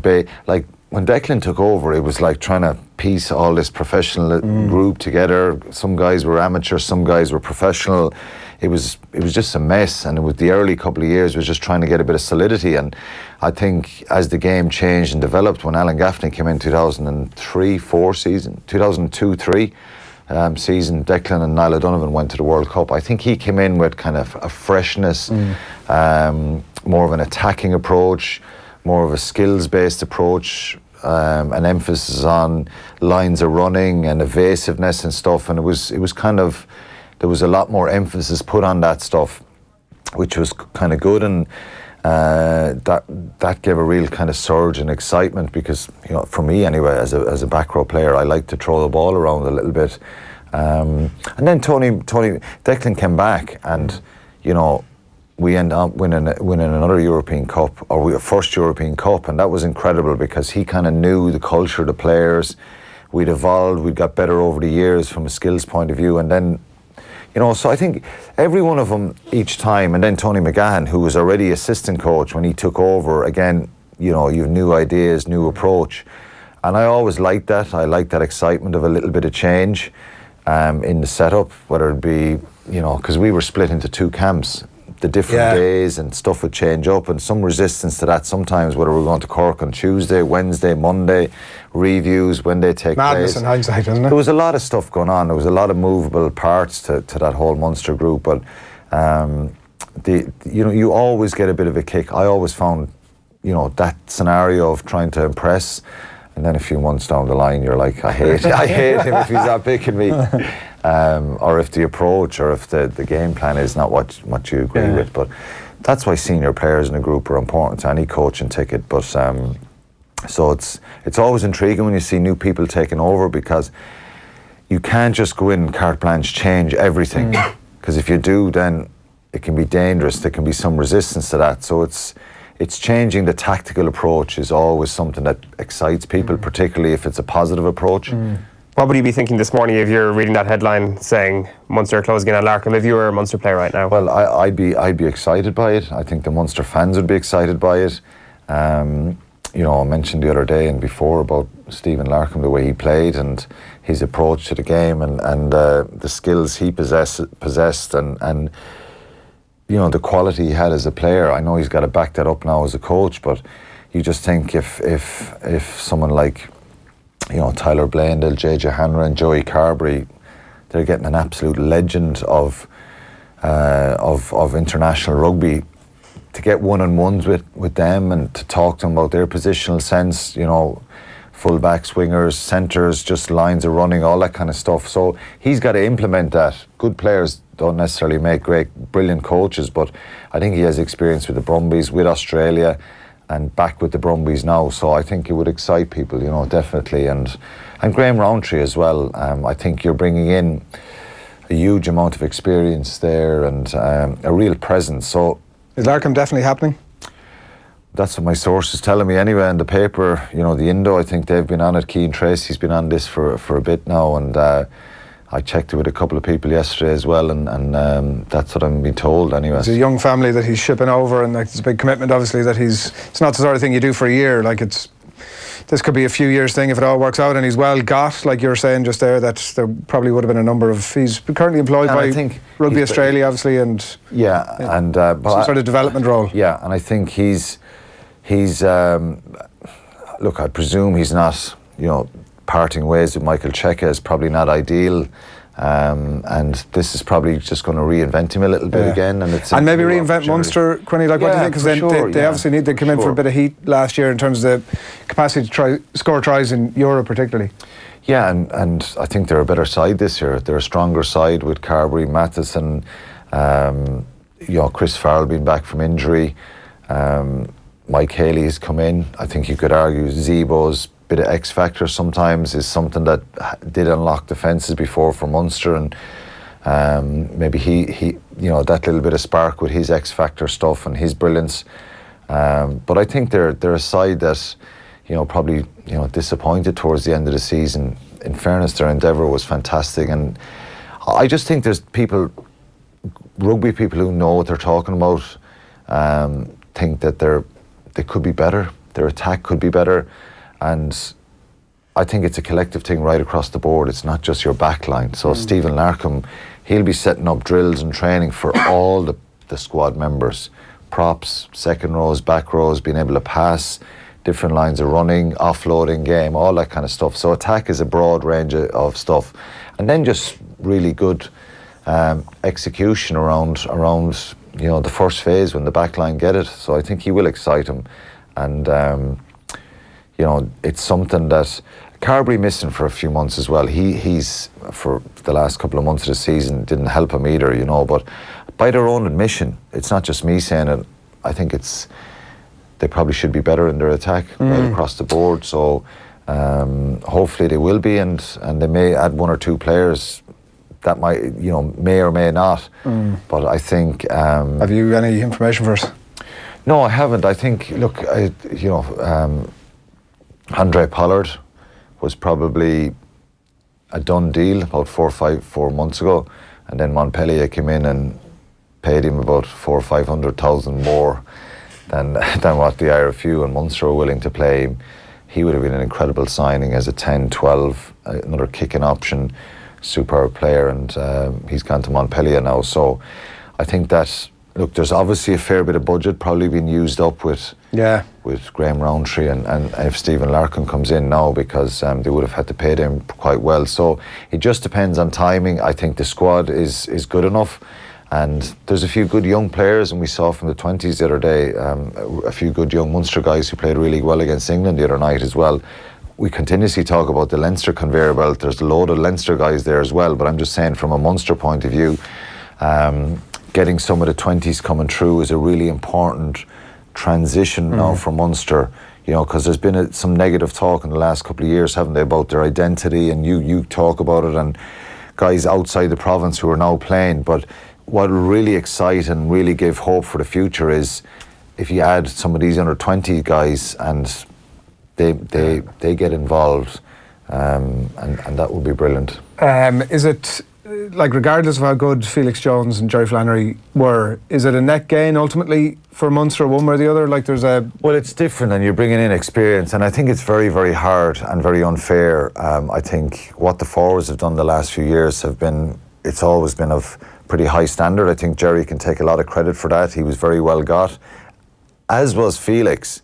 Players liked him a lot, but I think it was a massive role, and, you know, if the team don't attack well, it goes straight onto Felix Jones's shoulders, and, you know, he's trying to do the kicking game, the kick retreats, the kick attack. There's a lot there. Then run the attack as well, then do individual skills with players, and by all accounts both guys were working 80 to 100 hours a week, and there's so much stuff that you've got to cover right across the board. So maybe that's where he was probably let down, that somebody wasn't got sooner here. And unfortunately, neither of them could agree contracts, or didn't want the extensions, or whatever the case may be. And it's a pity, because I think they're two fantastic young coaches that I hope get involved and stay involved in the game, and maybe come back at some stage. Maybe need to freshen up for their own psychology, for their own heads themselves. But I think them leaving is not a sign that they're poor coaches. I think they're brilliant coaches. But I think maybe, you know yourself, Adrian, and this is always more difficult, you know, being involved with your home province and your own team sometimes is the most difficult job in the world, because there's extra pressure, extra scrutiny, and maybe, you know, the template, I know few coaches have bucked the trend, but maybe the template is to kind of go away for coaches, spend a bit of time in France and try and come back. Look at O'Gara, what he's doing. Mike Prendergast is doing it in France as well. Mark McCall. There's loads of Irish coaches abroad, but, you know, maybe that's what the boys need now themselves, Jerry and Felix, to, if they want to continue coaching, maybe take a little bit of time out, obviously, and go somewhere else and come back, because I hope they're not lost to the system, because they're two brilliant guys. I played with both of them for a long time. They're brilliant fellas, and I believe, and I've been told, that they were very highly sought after, and a lot of the players had brilliant time from. That way, yeah. Does it not seem that the best way for someone in that position to learn would be to actually work with someone like Graham Rowntree, or to work with someone like Stephen Larkham, if Stephen Larkham is as good as he's made out to be? Do you not think Jerry Flannery would learn huge amounts from working with a Lions coach? Yeah, I'm sure he would, but I think Jerry's his own man as well, and he's been there for a couple of years now, and was doing a lot of brilliant work with the forwards. So for whatever reason, we don't know the exact circumstances, there was contracts offered. They obviously weren't where Jerry wanted it or Felix wanted it. So that's just the nature of the business. The same as a player, you get offered X, you want Y, you don't meet in the middle, and that's it. It doesn't work. So would Jerry want to stay and work with, you know, it's a tricky one for sure. Probably not. If it happened a couple of years ago, but you know, when Axel was there, and he would have been working a lot with the forwards, and Rassi Erasmus, and I think the coaching structure was more supportive, and there was more numbers and more bodies when they made that change with the director of rugby coming in.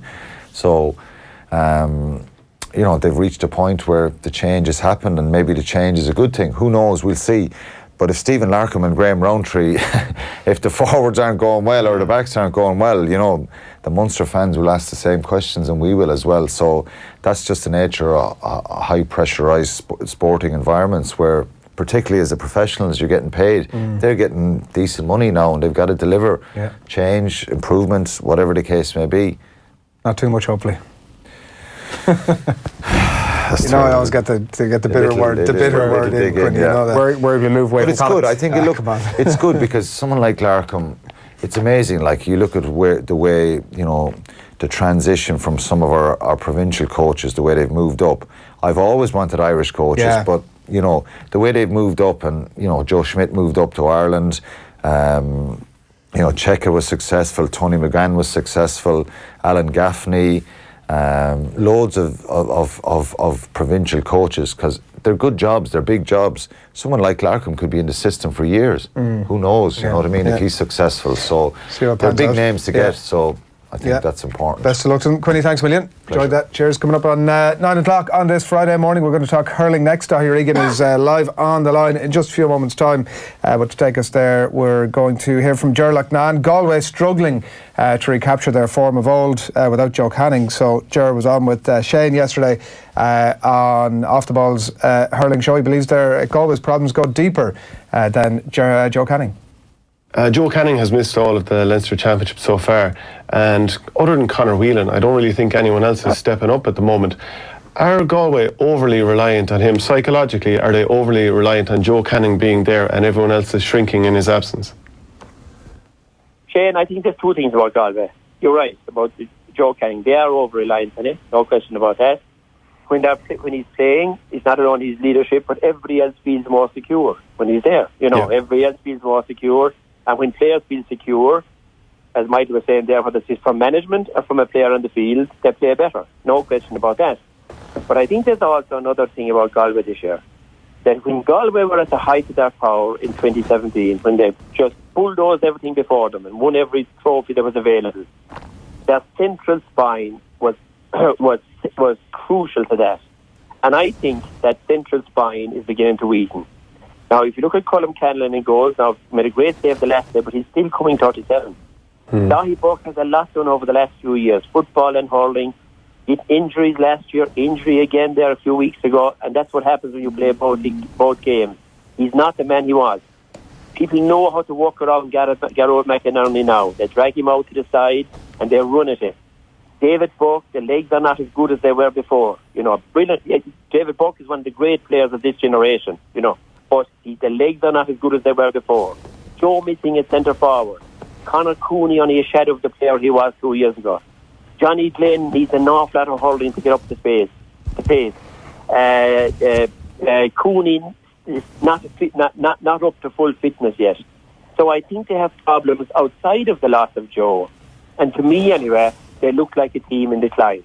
Now maybe I'm wrong, but I think they're a team in trouble. I think they're a team in decline. Daithi Regan, good morning to you. How are things, Adrian? Is he wrong? No, he's 100% right in every aspect. And it's not often myself and Ger Loughnane agree on hurling issues. But no, he's absolutely correct. I was down at the Galway-Wexford game, and Galway were so anemic and inept, to be honest with you. And Wexford should have won that game. The halftime score was a poor reflection on Wexford because Lee Chin had 4 wides alone in the first half. 6 of 8 wides in the first half from Wexford were easier scored. They were that bad. It was like Wexford of old, but they really played well the second half. But from a Galway perspective, Niall Burke, guy I coached a number of years ago in Oranmary, and he has been so instrumental for the club this year. He's a guy that's very hot and cold. Niall has never been able to nail down a position on the Galway team consistently. And at the end of the day, a centre-back on any team is a key. And Ger alluded to it there with Galway. And so you need a centre forward who can pick the lock and basically open up a back line. Niall had a bad day from the freeze, and he had a bad day from general play and was subbed early in the second half. Cathal Cooney is a guy that I just can't figure out his loss of form. I have said this on this show many times. To me, 2 years ago, he was one of the top forwards in the country, and prior to that, but it's a lack of confidence, and it's quite patently clear. Johnny Glynn last year was starting. Cathal was looking to the sideline every time someone was been subbed, and invariably he was been subbed. And it culminated in the All-Ireland final with sub coming on for Galway, and he was actually moving to the sideline and assumed he was coming off. So he has a lack of confidence. That's down to managers to sort that out, and they still haven't sorted it out. Free taking was an issue without Joe. Now, I think Galway people had thought that they were over the stage whereby everything was predicated around how Joe performed. And we always argued it's why Galway couldn't win an All-Ireland final, because you can't rely on one man. And we thought that they'd got over that hump. But patently clear the last day that without him, there weren't. Conor Whelan was superb in the first half. He was the go-to man. And that was it after that. No other forward played well. And if you look where they're going to, Nolan Park, Parnell Park, very, very worrying from a Galway aspect. Now, okay, we might retrospectively look back and say it was a bad performance and Wexford were very good, as it turns out, further down the line. But I suspect it runs deeper than that, because the Galway team I saw were not a team substantiated by the belief that a win gives a very short period of time ago. Very, very disappointing from Galway and very worrying. Garage McInerney, I eulogised him a couple of years ago. He doesn't become a bad player, but Ger Lucknan got it right. Teams aren't hitting it down on top of him. And when you don't hit it down on top of him, he's not a guy that's going to travel from wing to wing from a centre-back base and pick up a lot of ball. He's a guy who likes it down the middle and who stops runners coming down through the middle. So he's a guy that you can isolate and say, how do we work around him? And teams are successfully doing that. So that suggests that obviously teams are figuring them out, Daithi, because I was just about to ask how he actually arrived at that point, whether it was a lessening of the hunger, whether it was old age in some cases, as Loughnane pointed out there. What is the single biggest reason as to why we've arrived here, outside of the obvious of Canning's injury? Well, there isn't an obvious outside of it. Because if Joe Canning was playing the last day, Galway win. Like, I wouldn't necessarily agree in relation to Daithi Burke. He's an animal, and he was as good the last day as he was any other day. You know, it doesn't matter what hurling that guy has played. He is still a key player, number 3. So you can't bypass him. If you want to score goals, you're going to have to go through him. And that's why teams don't score goals, is because he's so solid. And Galway are smart. They don't move him away from the square. He's a top-class fullback, and that hasn't changed. There is a problem in the way teams are looking to circumvent Garage McInerney. There's no doubt. I prefer to see him do what he did a couple of years ago and sit further back and not allow himself be dragged out and just hold that middle. But then that obviously means you've got to be sitting the deep lying midfielder to kind of fill that gap. But what stands out as plain as a pikestaff is the fact that Joe Canning and Joe Canning's sheer brilliance is the difference between Galway not winning the last day and winning the last day. Because like I say, if Canning plays, Galway win the last day. He wouldn't have missed a free for starters. I think Niall Burke missed 3 or 4. There was no leader up there.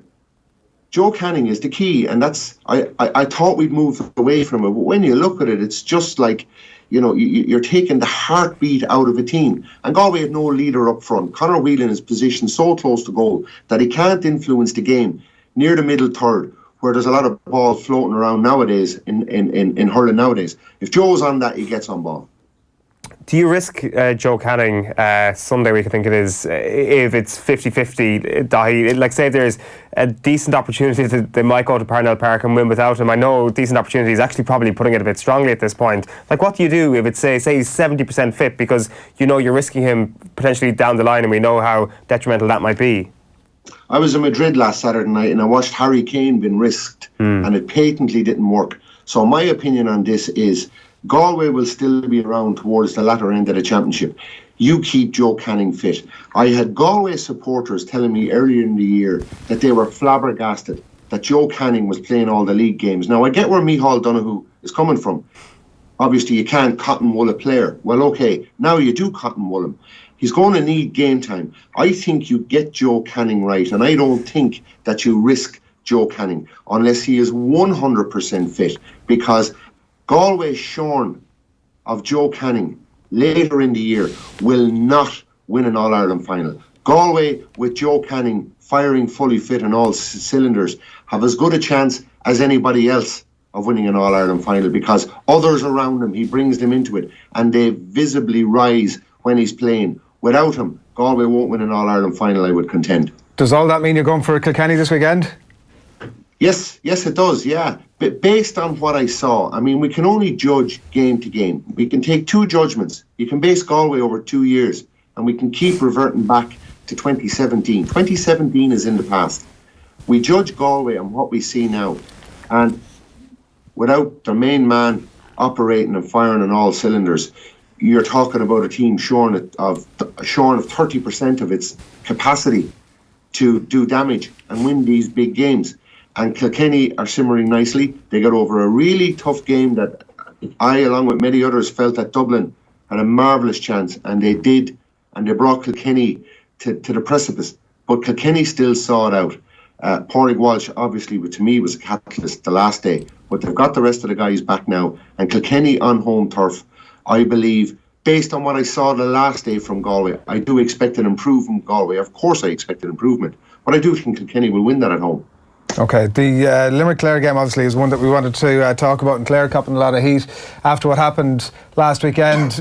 Ger was also making the point with Shane during the week that they're a team that maybe at times are slightly overpraised. I mean, it seems on one respect that might be like a little bit harsh, given that like maybe they haven't been winning All-Irelands over the last couple of years, but like they have had some big results and been there deep in the championship late in the year. Is Ger trying to poke the bear on that one a little bit, or is he right again on that one?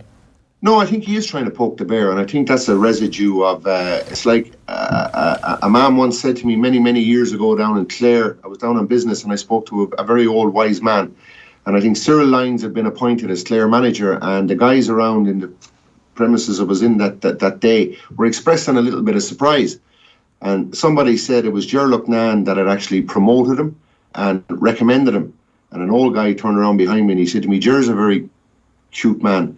He said, as long as Clare aren't winning All-Ireland finals, Ger will always be a hero down there. So, maybe there's something in that. I do think there's a residue there, to be honest with you. In relation to Clare, certainly a bit of an enigma.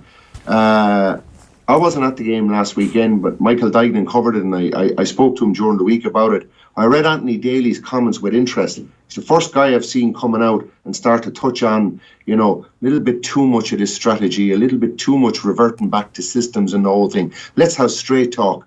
About how you go out and win games of hurling. There's just too many people reverting back to, the system and the strategy didn't quite work for us today. Daly is kind of saying, enough of this bull talk, to be honest with you. Have your strategy, go out and hurl it. If it's good enough, it's good enough.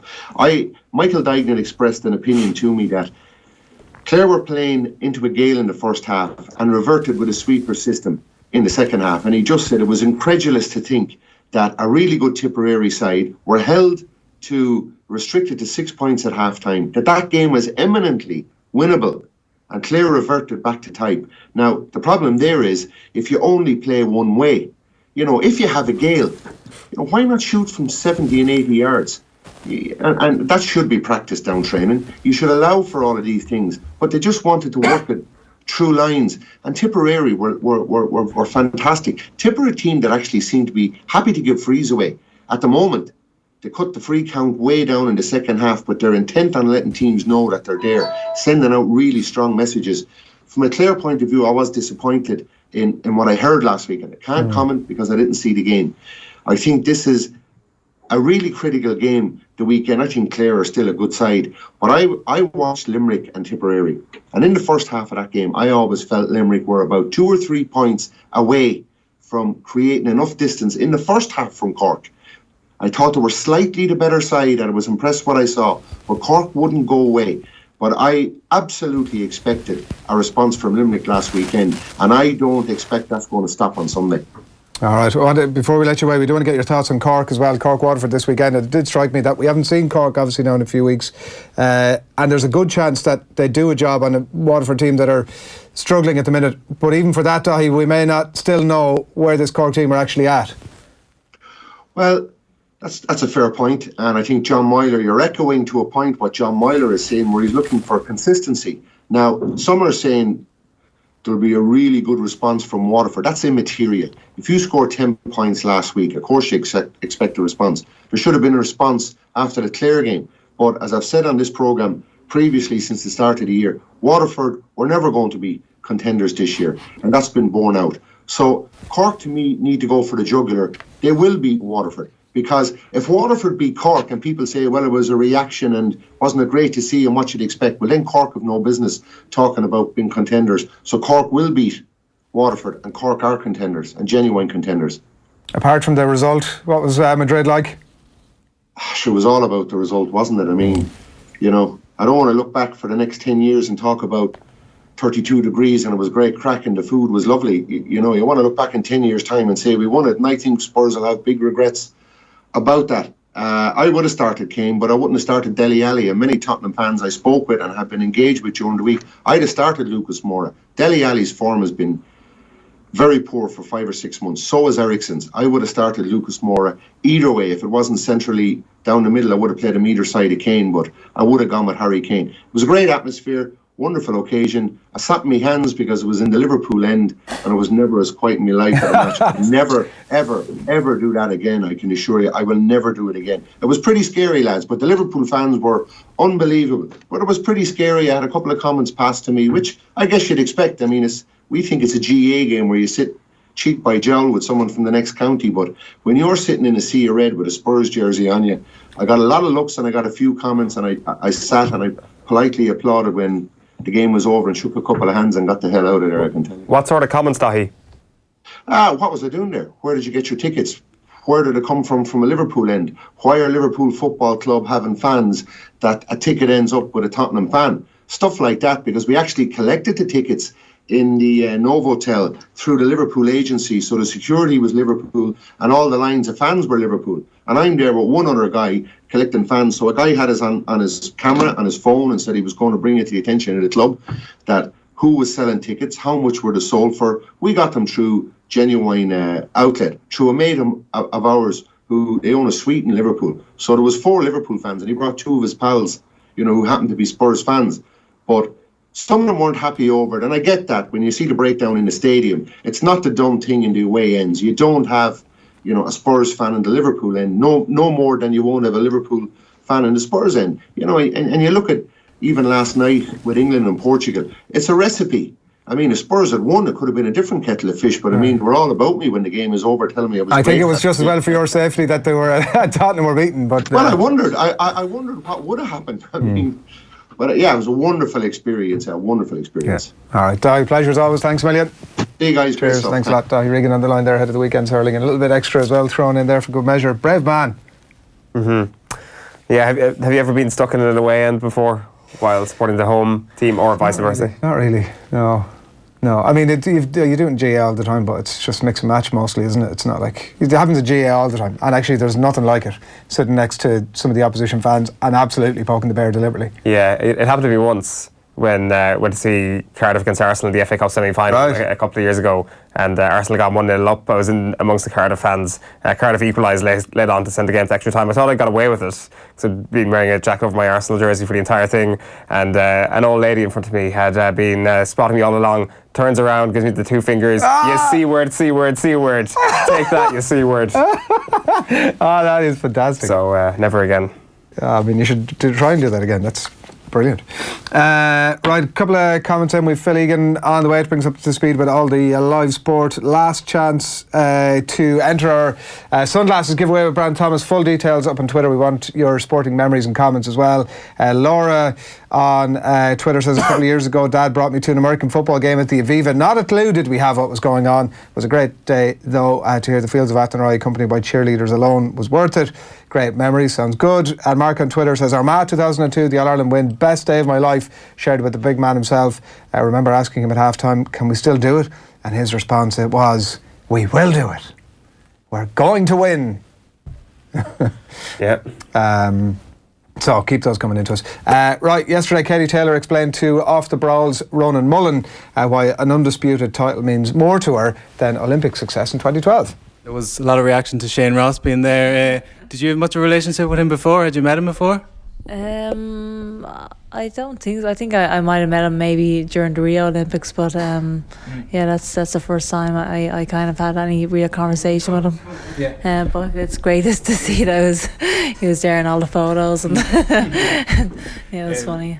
I said it to you the other night. It's probably an unfair comparison, but like winning the undisputed lightweight title must be up there with the gold medal you won in London. Would you say they're comparable? Yeah, definitely. I think this is the absolute pinnacle of the sport, really, to be undisputed champion, and it definitely surpassed. I think it surpassed what I achieved as an amateur, which is absolutely incredible. I'm so happy now that the London Olympics isn't my greatest achievement anymore. I am going from strength to strength, and the best thing about it is that the best is yet to come as well. I still haven't reached my best, and I still haven't shown my best, and there's so many more big fights out there for me. You can get that full piece up on offtheball.com. Dara Riley on YouTube. This is about the away trips we were discussing earlier on. Louth get trips away in every championship game. Not that we get many, in brackets, because Drogheda is a kip. It isn't that great, so I don't know why Dublin love doing it. Phil, good morning to you. Good morning, lads. Owen's just had a sort of recollection of a game that he really should have mentioned, of having been in the away end for.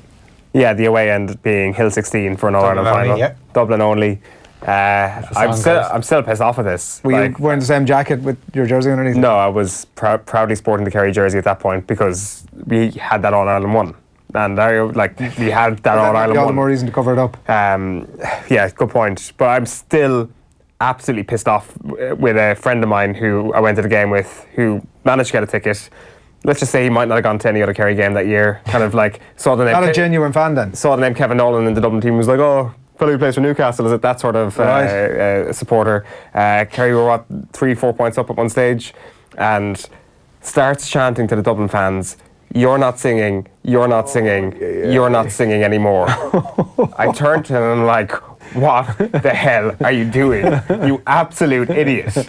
Sure enough, there's a slip. Kevin McManaman goes through on goal, and you just knew straight away this is going to end in absolute hell. To be fair, there was no actual direct sort of who's singing now sort of thing, but there was obviously sarcastic cheerios walking down the steps because we were right at the back, so it was a long walk. So you were there. You were behind Cluxton's kick. Mm-hmm.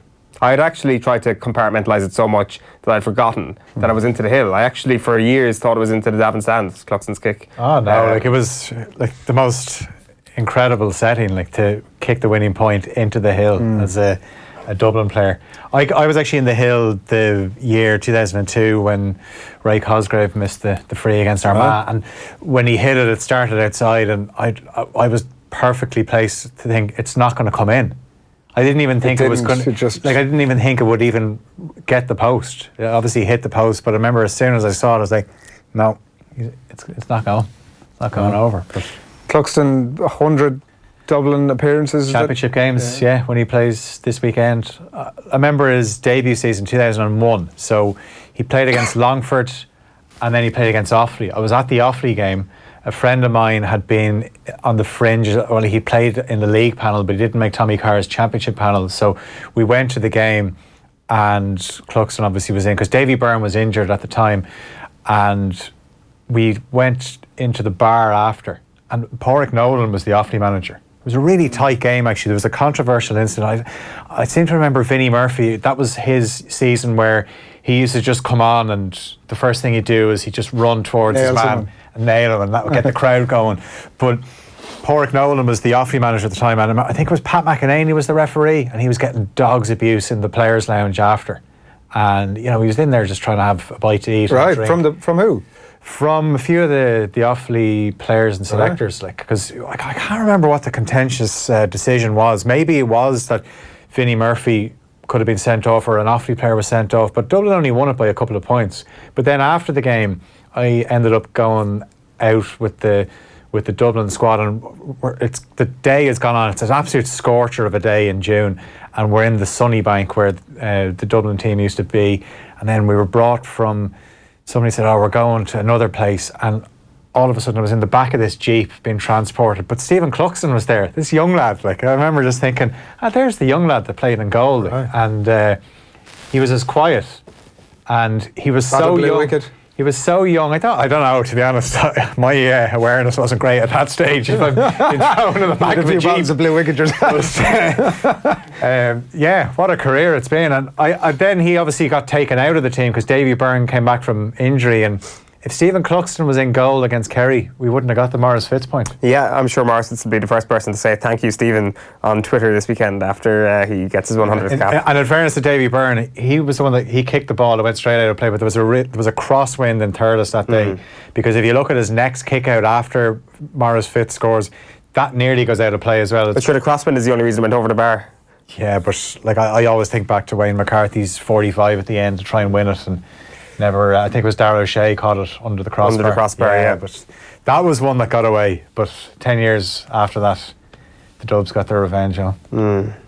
Let's just That was a good conversation, Neil. I put a full stop on it there. How's we've been discussing Owen seems to be the least, will be the least prepared, I think, when we get to the start line. Could be one of those people, though, that, you know, when you were doing exams, I didn't really do the study. No? Look at me, Phil. I'm not, like, clearly I'm not. Sorry, Chris Froome is hardly a physical specimen now, is he? No, but Chris Froome wouldn't be going off partying in Primavera the week before the Tour de France. Chris Froome has managed, you know, he's, I don't know, I can look into the background of Chris Froome, see if he's ever managed to bend the rules. I'm sure he never has, but if there's anything he could do for me, I like certainly if there's any TUEs that other former Team Sky riders have done. Well, if a jiffy bag lands in your desk during the week, I mean, which is actually just an envelope, lands in your desk during the week with some dodgy stuff in it. You're saying just inject it straight away? Straight into it. Like. Cool, nice. Whatever the closest proximity to the race that's going to have maximum impact for you. I might just leave a syringe on my desk, and if somebody could mysteriously fill up the syringe, I'll work away and jab myself. Yeah, good, right. You're in trouble, though. No, your swimming preparations that'll be all right. Are going to. I think you would want to put in one more sea swim before the triathlon. This is bad news for you up on screen. Kind of half considering it. Yeah, I know Joe Malloy was planning to be in the water. For the people that are listening, there's we were flashing up an image on screen there of the beaches that have been shut down around South Dublin. Yeah, so you have to go north side to get one in. Yeah, or just not bother doing. Just stick to the pool. No, to be honest, as one of your teammates, I think you should definitely. I mean, be like me practicing like all my running on a treadmill, and then all of a sudden, there's apparently the start of this course for the run, it's 500 meters. It's uphill. Yeah. And then I'm kind of going, I didn't really put the practice in. I'm not going to beat around the bush. My appetite to take any advice from either of my teammates, one of whom is like insisting I do this inside a half an hour, having spent, I will have spent over 20 hours in preparation for this race, versus him who has spent about 2 hours, is my appetite for any sort of advice is low. Just want you to do your best. That's all I'll do. And you will. That's all I can do. Maybe it's all going to be okay in the end. Maybe we'll all crash over the line and everything will be fine. And actually, we're just complaining away too much. Yeah, I think we're pretty confident that way. Sometimes we do quite well, though. I mean, whatever about the triathlon. I think we're going to ace it, Phil, is what I think. Yeah, I think Gerard Gilroy was kind of like, when Gavin Henson told the Welsh players against England, we've got this. Tell the lads to go and celebrate. Yeah, that's right. Yeah, go and enjoy. BMW and Triathlon Ireland, in case you didn't know, challenging the OTB team to #Try4Pieta this summer, raising funds for Pieta House. More on that, check out triathlonireland.com. You can get the link to more information on the #Try4Pieta as well. BMW, proud partner of Triathlon Ireland and title sponsor of the BMW Triathlon National Series, which is 17 of the most exciting triathlon races in Ireland. And doing a triathlon is easier than you think, so people of all ages and abilities can take part much more in that over the next 7 days. Phil, what have you got for us? Okay, we're going to start with the Republic of Ireland's Euro 2020 qualifier against Denmark. After wins over Gibraltar and Georgia, this is the toughest test yet for Mick McCarthy, and I suppose it'll give us a fair indication of where this Ireland team is right now. The fifth meeting between the two in less than 2 years. 3 of the 4 games have ended in scoreless draws. There was the 5-1 loss in Dublin in the second leg of the World Cup playoff in 2017. So much of the build-up's been about the Danish players not having much time for the Ireland tactics and approach. Captain Seamus Coleman says the players can use it as motivation, and he also says they need to approach this game with a positive mindset.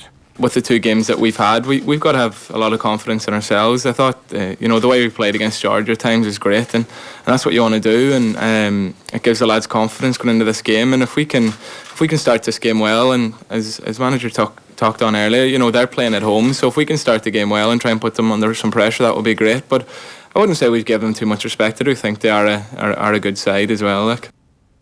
Yeah, kick-off at the Parken Stadium in Copenhagen, 7:45.